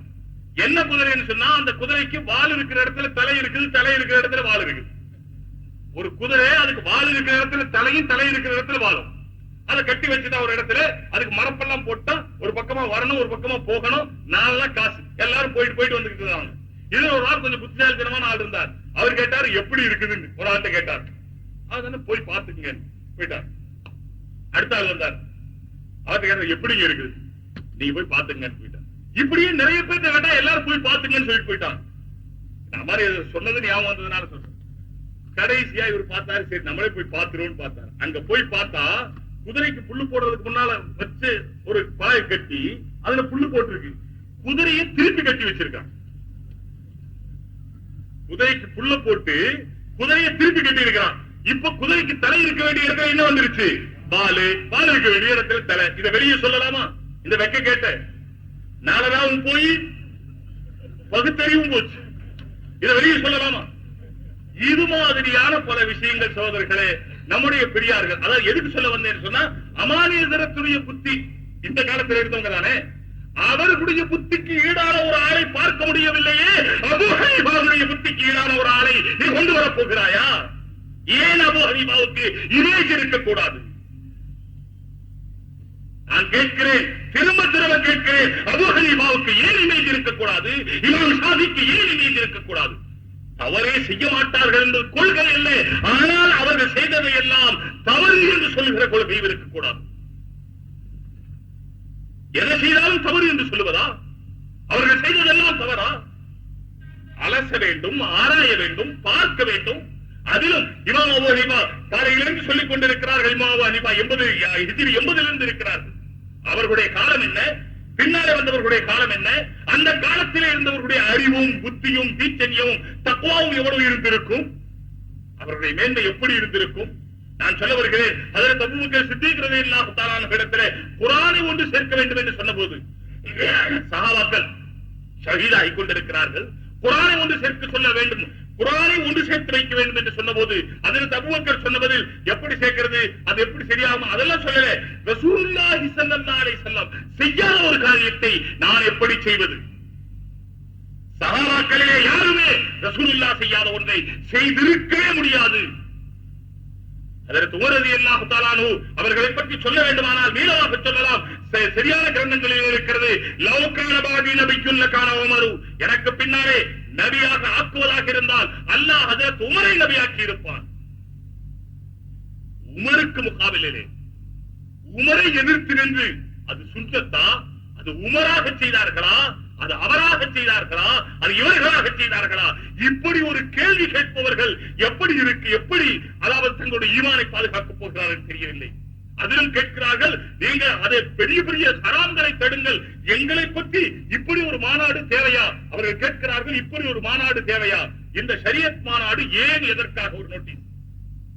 இந்த ஷரியத் மாநாடு ஏன் எதற்காக? மதுவை தடுப்பதற்கா, விபச்சாரத்தை தடுப்பதற்கா, தர்காவை தடுப்பதற்கா, விதத்தை தடுப்பதற்கா? சகோதரர்களே, அத்தனையும் தடுக்கத்தான் வேண்டும். அதற்கு முன்னாலே இந்த இஸ்லாத்தினுடைய அடிப்படையே அழிக்க வேண்டும் என்று ஒரு கொள்கை உருவாகிக் கொண்டிருக்கிறது. அதை தடுத்து நிறுத்தாமல் வேறு என்ன காரியம் முதலிலே செய்வது? எனவே முதலிலே தடுத்து நிறுத்த வேண்டிய காரியம் இதுதான். வீட்டுக்குள்ளே என்னென்னவோ நடக்கிறது, அதையெல்லாம் தடுப்போம், உள்ளே போய் தடுப்போம். திருடன் உள்ளே வரவிடாமல் கதவை மூட வேண்டுமா வேண்டாமா? எங்க வீட்டுக்குள்ள அது நடக்குது இது நடக்குது, நீங்க ஏன் கதவு மூடிக்கிட்டு கதவு மூடன பிறகுதான் வீட்டுக்குள்ள சரி செய்ய முடியும். அதே போல சகோதரர்களே, இஸ்லாமினுடைய அடிப்படை கொள்கை குர்ஆன், ஹதீஸ், இஜ்மா, கியாஸ். இதன் மூலமாக நிரூபிக்கப்பட்டது தராவீஹ் தொழுகை. இரவு தொழுகை பற்றி பேச்சில்லை. ஏமாற்றாதீர்கள், எங்களை ஏமாற்ற முயற்சிக்காதீர்கள், எங்களை குழப்ப முயற்சிக்காதீர்கள். இரவு தொழுகை வேறு, எப்படி இஷா தொழுகை வேறு, இரவு தொழுகை வேறோ அதே போல இரவு தொழுகை வேறு, தராவீஹ் வேறு. தராவீஹ் 20 ரக்காத்து, அதே உமருடைய காலத்திலிருந்து அது நடைபெற்று வருகிறது. உலகம் முழுவதும் அதை ஏற்றுக்கொண்டிருக்கிறது. உலகம் முழுவதும் அதை ஏற்று நடைமுறையில் இருந்து வருகிறது. இதை மறுக்கிற நீங்கள் தொழுபவர்களை தடுக்கிறீர்கள். தொழுபவர்களை தடுப்பவர்கள் தங்களுடைய ஈமானை எந்த காரணம் கொண்டு பாதுகாக்க முடியாது என்று உங்களை எச்சரிக்கிறேன். அதே நேரத்திலே நீங்கள் ஈமானுடையவர்களாக ஆக வேண்டும், சலாமத்துடையவர்களாக ஆக வேண்டும். நீங்களும் நாங்களும் ஒன்றாக சொர்க்கத்தில் இருக்க வேண்டும் என்பதுதான் எங்களுடைய ஆசையை தவிர உங்களை எதிர்த்து போராடுவதோ, அதற்காக வேண்டாத விவாதங்கள் செய்வதோ, விதண்டா வாதங்கள் செய்வதோ, தர்க்கமோ குதர்க்கமோ எங்களுடைய நோக்கம் இல்லை என்பதை நான் ஜமாத்துல் உலமாவினுடைய வெறும் நம்முடைய மதுரை திண்டுக்கல் மாவட்ட ஜமாத்துல் உலமா இல்லை, தமிழ்நாடு தமிழக மாநில ஜமாத்துல் உலமாவின் சார்பாக நான் தெள்ளத்தெளிய சொல்லிக் கொள்கிறேன். யாருடனும் சண்டை போடுவது நம்முடைய நோக்கம் அல்ல. நம்முடைய ஒரே நோக்கம் இஸ்லாம் தெளிவாக இருக்க வேண்டும். ஏன் இந்த தவறுகள் எல்லாம் நடக்கிறதே, அதை என்ன செய்தீர்கள் என்று கேட்கிறீர்களா? வாருங்கள், நீங்களும் நாமும் சேர்ந்து தவறை நிறுத்துவதற்கு முயற்சி செய்வோம். என்ன வழியோ அந்த வழியிலே செல்வோம். தவறை நிறுத்துவதற்கு நேராக செல்லுங்களேன். மலிவு விலை மதுக்கடைக்கு போங்கள், அங்கே குடிப்பவர்களை உங்களுடைய கையாலே தடுங்களேன், பார்க்கலாம். செல்லுங்களேன். தைரியம் இருக்கிறதா? ஏதோ மண்ணால் இருக்கிற வேட்டையில் உட்கார்ந்து கொண்டு மதுவை பற்றியும் விபச்சாரத்தை பற்றியும் பேசுகிற உங்களிடத்திலே நாங்கள் என்ன விவாதம் செய்ய வேண்டியது இருக்கிறது? ஒளிந்து கொண்டா பேசிக் கொண்டிருக்கிறீர்கள். வாருங்களேன் மதுக்கடைக்கு, வாருங்களேன் சினிமா கொட்டகைக்கு, வாருங்களேன் நாடகம் நடக்கிற இடங்களுக்கு, வாருங்களேன் விபச்சார விடுதிகளுக்கு. வந்தீர்களா? செய்தீர்களா? செய்ய முயன்றீர்களா? செய்ய முடியுமா? திராணி இல்லாத நீங்கள், அதற்கு திராணி இல்லாத நீங்கள் எங்களை பார்த்து என்ன செய்வீர்கள் என்று கேட்கிறீர்களா? நாங்கள் செய்து கொண்டிருக்கிற நாங்கள் என்று சொன்னால் என்னை சொல்லவில்லை, இந்த உலமாக்களுடைய சமுதாயம், அரபி மதரசாக்கள், அந்த கிதாபுகள் தங்களை அழித்துக் கொண்டு தங்களை பணமாக்கிக் கொண்டு செய்திருக்கிற காரணத்தினால்தான் இன்று இஸ்லாம் உலகத்திலே இருக்கிறது. இல்லையானால் இந்த உலமாக்கள் இல்லாமல் இருந்திருந்தால் வணங்குபவர்களுக்கெல்லாம் அழகூட்டுபவர் என்ற பெயர் உனக்கு இருக்கிறது, அந்த பெயரே உனக்கு இருந்திருக்காது. தெளிவாக சொல்லுகிறேன், இந்த பெயரே உனக்கு இருந்திருக்காது. இந்த பெயருக்கு ஆள் கிடைத்திருக்காது. உனக்கு தேன் தொட்டு வைத்தவர்கள் ஈமான் இல்லாதவர்களாக இருந்திருப்பார்கள். இங்கே வந்து அரபி மதரசாவை குறை இருக்கிறது என்பதிலே நான் அதை ஒப்புக்கொள்கிறேன். யார் ஒப்புக்கொள்வார்களோ இல்லையோ, குறைகள் ஏராளம் இருக்கிறது இல்லை என்று சொல்லவில்லை, எல்லோரிடமும் இருக்கிறது இல்லை என்று சொல்லவில்லை, அனாச்சாரங்கள் நடக்கிறது இல்லை என்று சொல்லவில்லை, வரதட்சணை கொடுமை இல்லை என்று சொல்லவில்லை, நிக்காகிலே கூடாத காரியங்கள் இல்லை என்று சொல்லவில்லை. இது போன்று ஆயிரம் நடக்கிறது. தடுக்கத்தான் வேண்டும். அதற்காக மார்க்கத்தினுடைய அடிப்படையை உடைக்கத்தான் வேண்டுமா? நிச்சயமாக இல்லை சகோதரர்களே. மார்க்கத்தினுடைய அடிப்படையை பாதுகாப்போம். இந்த அடிப்படையிலே தராவி நம்முடைய இரவு காலத்தினுடைய தொழுகை மூலமா அல்லாஹ் சந்தோஷப்படுகிறான். 20 ரக்காத்து நின்று தொழுகிறோமே, பகல் முழுவதும் நோன்பு விட்டு பகல் முழுவதும் சூரியோதயத்திலிருந்து சுபசாதிக்கிலிருந்து சூரியன் அஸ்தமாகும் வரை நாம் பசியாக இருந்துவிட்டு உண்ணாமல் பருகாமல் இருந்துவிட்டு கடைசியிலே இஷா மகிழ்வு தொழுத பிறகுதான் சாப்பிட வேண்டும் என்று சாப்பிட ஆரம்பிக்கிற நேரத்திலே இஷா தொழுகை வருகிறது, பிறகு தராவீஹ் வருகிறது. அங்கே ஒரு ஹாபிதை வைத்து அவருக்கு பின்னால் நின்று 20 ரக்காத்துகள் நின்று தொழுகிறோமே, அல்லாஹ் சந்தோஷப்படுகிறாரே, அதையா தடுக்க பார்க்கிறீர்கள்? அதையா நிறுத்த பார்க்கிறீர்கள்? உங்களுக்கு வேறு விவாதமே கிடைக்கவில்லையா? உங்களுக்கு வேறு பேச்சு கிடைக்கவில்லையா? தயவு செய்து உங்களிடத்தை கேட்டுக் கொள்கிறேன், வேண்டாம் இந்த விபரீதமான போக்கு. அல்லாஹ் உங்களையும் பாதுகாக்கட்டும், எங்களையும் பாதுகாக்கட்டும். உலகத்தில் உள்ள முஸ்லிம்களை மட்டுமல்ல, உலக மனித சமுதாயம் முழுவதையும் அல்லாஹ் பாதுகாக்கட்டும், சலாமத்து தரட்டும், நீதி நிலைநாட்டட்டும், நேர்மையை நிலைநாட்டட்டும். மனித சமுதாயம் உலகத்திலே நிம்மதியாக வாழுவதற்குரிய எல்லா நாட்டிலும், எல்லா தேசத்திலும், எல்லா பிரதேசத்திலும், எல்லா காலத்திலும் மனித சமுதாயம் முழுவதும் நாம் சுயநலமைகள் அல்ல, தெளிவாக சொல்லுகிறேன், சுயநலமைகள் அல்ல. நாம் மௌத்தை எதிர்பார்த்துக் கொண்டிருப்பவர்கள், மௌத்துக்கு பிறகு அல்லாஹ் என்ன சொல்லுவானோ என்று பயந்து வாழ்கிறவர்கள். எனவே நாம் சுயநலமைகள் அல்ல. உலகம் முழுவதும் தெரிந்த ஒரு வாழ்க்கை, நல்ல ஒரு வாழ்க்கை, நீதியான வாழ்க்கை, நேர்மையான வாழ்க்கை, வருவதற்காக பாடுபடுவோம். வாருங்கள் என்று உங்களையும் அழைக்கிறோம். நீங்களும் எங்களுடனே சேருங்கள், நாங்களும் உங்களுடைய சேருகிறோம். நாம் தௌபா செய்து மீண்டு அல்லாஹ்வுடைய பொருத்தத்தை அடைவோமாக என்று கேட்டுக்கொண்டு, இன்று காலை சுபூ தொழுகைக்கு பிறகு உலமாக்கள் அடங்கிய கூட்டம் நடைபெற்றது. அந்த கூட்டத்திலே இந்த மாநாட்டிலே எடுக்க வேண்டிய முடிவுகளை பற்றி அலசி ஆராய்ந்து நல்ல பல கருத்துக்கள் கொண்ட முடிவு அவர்களால் ஏகமனதாக அங்கீகரிக்கப்பட்டிருக்கிறது. அப்படிப்பட்ட 17 முடிவுகளை நான் இங்கே வாசிக்கிறேன். இதை உலமாக்கல் சார்பிலே நான் இதை வாசிக்கிறேன் என்றால் அதை தாங்களும் அங்கீகரிக்கிறீர்கள். அதே நேரத்திலே இதிலே அமுல்படுத்த வேண்டிய விஷயங்கள் என்னென்ன இருக்கிறது என்பதை இன்ஷா அல்லாஹ் இது அச்சின் மூலமாக வெளியே வரும் பொழுது அதை தாங்கள் பெற்று கட்டாயமாக அமுல்படுத்த முயற்சிக்க வேண்டும் என்று கேட்டுக்கொண்டு இந்த தீர்மானங்களை நான் வாசிக்கிறேன். இந்த தீர்மானங்களிலே நாம் பொதுவாக செய்ய வேண்டிய காரியங்கள், நம்முடைய கடமைகள், அதே போல நாம் விட்டு நடக்க வேண்டிய, ஒதுங்கி நடக்க வேண்டிய காரியங்கள், பிறகு நாம் நம்முடைய இஸ்லாமை பாதுகாப்பதற்கு அடிப்படையான காரியம் என்னவோ அந்த காரியங்கள், பிறகு நம்முடைய நாட்டுக்கு, நம்முடைய தமிழகத்திற்கு, இந்தியாவிற்கு தேவையான பொது விஷயங்கள், இவைகள் எல்லாம் இதிலே அடங்கியிருக்கிற காரணத்தினாலே இது ஒரு முழுமையான தீர்மானமாக இருக்கிறது. இதை இப்பொழுது நீங்கள் காதால் கேட்கிறீர்கள், பிறகு கண்ணாலும் பார்ப்பீர்கள்.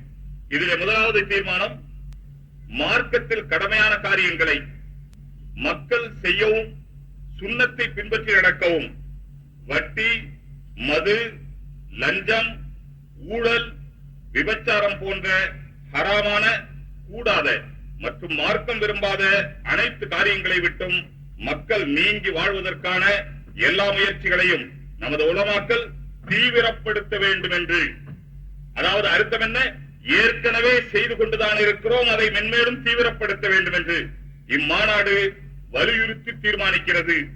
அதற்கு உதவும் வகையில் நமது அரசு பூரண மதுவிலக்கையும் அமல்படுத்த வேண்டும் என கேட்டுக்கொள்கிறது. 2. ஷரியத், தௌஹீத், சுன்னத் ஆகியவற்றுக்கு மாறான காரியங்கள், பிதாத்துகள், கபர்களில் செய்யப்படும் அனாச்சாரங்கள், பெண்கள் ஜியாரத்தில் உள்ள அத்துமீறல்கள், வரதட்சணை கொடுமைகள் மற்றும் நிக்காஹ் போன்ற வைபவங்களில் கையாளப்படும் மார்க்கத்திற்கு முரணான அனைத்து காரியங்கள், இவற்றை தடுத்து நிறுத்த நமது உலமாக்கள் மென்மேலும் தமது பேச்சு, எழுத்து, பிரச்சாரம் ஆகியவற்றின் மூலம் உறுதியான முயற்சிகள் எடுக்க வேண்டும் எனவும் செயல் ரீதியாக முன்மாதிரியாக திகழ வேண்டும் எனவும் இம்மாநாடு உறுதிப்பாட்டுடன் தீர்மானிக்கிறது. 3. நாட்டிற்கும் மனித சமுதாயத்திற்கும் வேண்டிய பணிகளை அக்கறையுடனும் பொறுப்புடனும் செய்ய வேண்டும் எனவும், இதற்கு மாறாக நாட்டு ஒற்றுமையை குலைக்கக்கூடிய வன்முறைகள் போன்ற எந்த காரியத்தையும் அனுமதிக்க கூடாது என்றும், அப்படி செய்யக்கூடியவர்களுக்கு ஒத்துழைக்க கூடாது என்றும் இம்மாநாடு ஏகமனதாக தீர்மானிக்கிறது. 4. இஸ்லாத்தின் அடிப்படைகளுக்கு மாறான எந்தவித உள்சக்திக்கோ வெளிசக்திக்கோ இடம் கொடுக்காமல் நாம் அஹ்லுஸ் சுன்னத் வல் ஜமாஅத்தாக 4 மதுஹபுகளை மட்டும் பின்பற்றி கியாமத் நாள் வரை இஸ்லாம் உருக்குலைந்து போகாமல் அதன் தூய வடிவில் பாதுகாக்க வேண்டும் என்று இம்மாநாடு உறுதியாக தீர்மானிக்கிறது. 5. சுன்னத் வல் ஜமாஅத்திற்கு புறம்பான கொள்கை கொண்டு தாங்களும் வழிதவறி மற்றவர்களையும் வழிதவர தூண்டும் கூட்டத்தினர் இன்றே தௌபா செய்து நல்வழி அடைவார்கள் என்று இம்மாநாடு பூரணமாக நம்புகிறது, துஆவும் செய்கிறது. சொல்லுங்க, ஆமீன் சொல்லுங்க. 6. குர்ஆனும் ஹதீஸும் அதன் அடிப்படையில் அமைந்துள்ள இஜ்மாவும் கியாசும் இஸ்லாமை இறுதி நாள் வரை அணுவளவும் மாறாமல் பாதுகாத்து வரும் கேடயங்களாகும். இதை நிராகரிக்கும் எந்த அமைப்புடனும் நாம் ஒத்துழைக்கவோ அவர்களை நமது தீனுடைய எந்த காரியத்திலும் கலந்து கொள்ளவோ அனுமதிக்க கூடாது என்று இம்மாநாடு திட்டவட்டமாக தீர்மானிக்கிறது. 7. மேற்கண்ட அஹ்லுஸ் சுன்னத் வல் ஜமாஅத் கொள்கையில் மாற்று கருத்து கொண்ட யாரையும் நமது மஸ்ஜிதுகள், அரபி மதரசாக்கள், குர்ஆன் மதரசாக்கள் எதிலும் எந்த வகையிலும் சம்பந்தப்படுத்த வேண்டாம் என்றும், பள்ளியில் பணியில் அமர்த்தக்கூடாது என்றும், நிர்வாகத்தில் இடம் கொடுக்க கூடாது என்றும், மேலும் அவர்கள் பொது இடங்களிலோ மஹல்லாக்களிலோ பிரச்சாரம் செய்யவோ பேசவோ தவறான கருத்துக்கள் கொண்ட அவர்களது பிரசுரங்களை நூல்களை விநியோகிக்கவோ அனுமதிக்க வேண்டாம் என்றும், அவர்களது பத்திரிகைகள் கேசட்டுகள் முதலியவைகளை நாம் புறக்கணிக்கிறோம் என்றும் இம்மாநாடு தீர்மானிக்கிறது. 8. இமாம்களையும் 4 மதுஹபுகளையும் ஏற்காதவர்கள் மஸ்ஜிதுகளிலும் வெளியிலும் பேசவோ பிரச்சாரம் செய்யவோ அனுமதிக்கப்பட மாட்டாது என்று போர்டு எழுதி எல்லா மஸ்ஜிதுகளிலும் பார்வையில் படும் இடத்தில் மாட்டி வைக்க வேண்டும் என்று இம்மாநாடு தீர்மானித்து நிர்வாகிகளிடம் கேட்டுக் கொள்கிறது. 9. அரபியில் உள்ள குர்ஆன் ஹதீஸை அரபி ஞானத்துடன் தான் விளங்க முடியும் என்பதால் அல்லாஹுவின் பயமும் அரபி மொழி ஞானமும் கொண்ட உலமாக்களின் வழிகாட்டுதலே மக்களுக்கு அத்தியாவசியம் என்பதை இம்மாநாடு வலியுறுத்தி தீர்மானிக்கிறது. 10.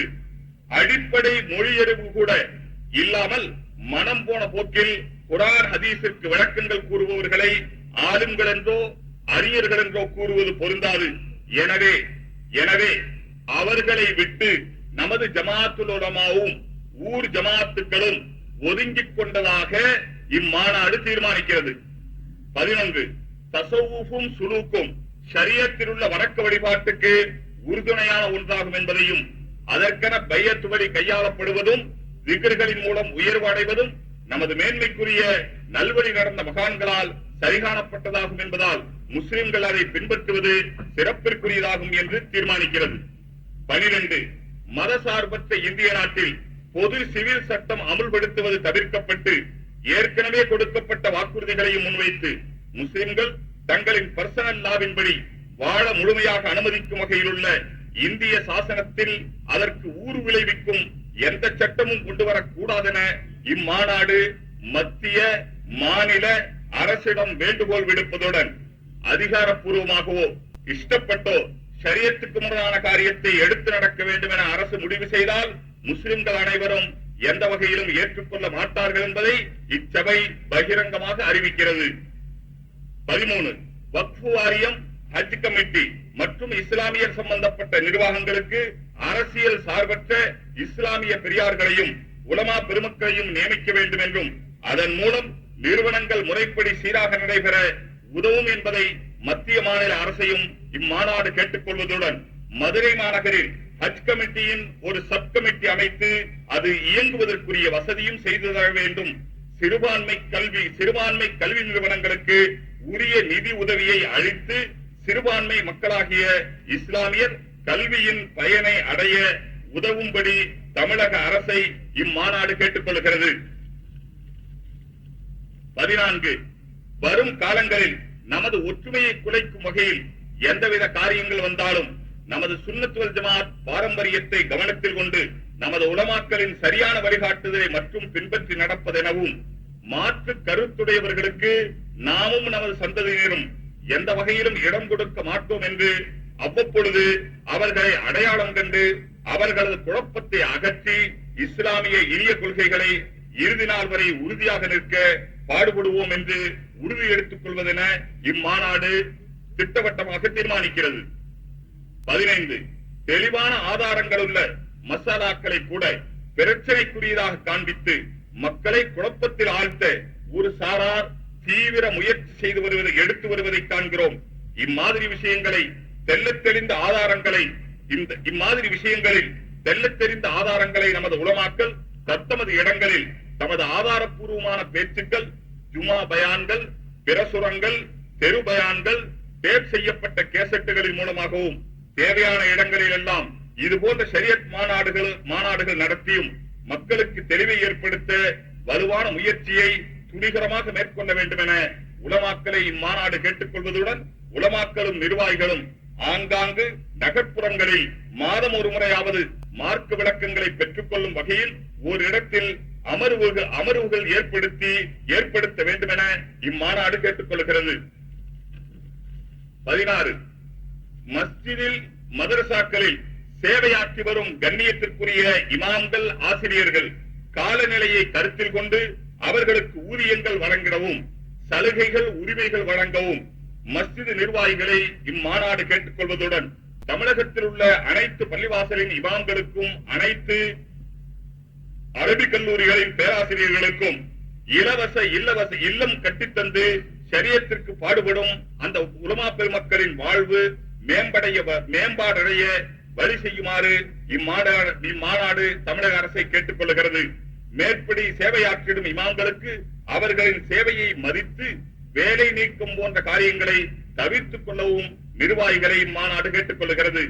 17 சுன்னத் வல் ஜமாஅத்திற்கு முரணாக நடக்கக்கூடிய ஆலிம்கள் மௌலவிகளை நமது சுன்னத் வல் ஜமாஅத்தை சார்ந்த மதரசாக்கள் அவர்களுக்கு கொடுக்கப்பட்டுள்ள சனதுகளை ரத்து செய்ய வேண்டும் என்றும் அவர்கள் தங்களுடைய பெயருடனே மதரசாக்களுடைய பட்ட பெயர்களை சேர்த்துக் கொள்ள அனுமதிக்க கூடாது என்றும் இம்மாநாடு அரபி மதரசாக்களை வேண்டிக் கொள்கிறது. 18 இம்மாநாடு வெற்றிகரமாக நடக்க முயற்சித்த உலமா பெருந்தகைகள் முக்கியஸ்தர்கள் அனைவருக்கும்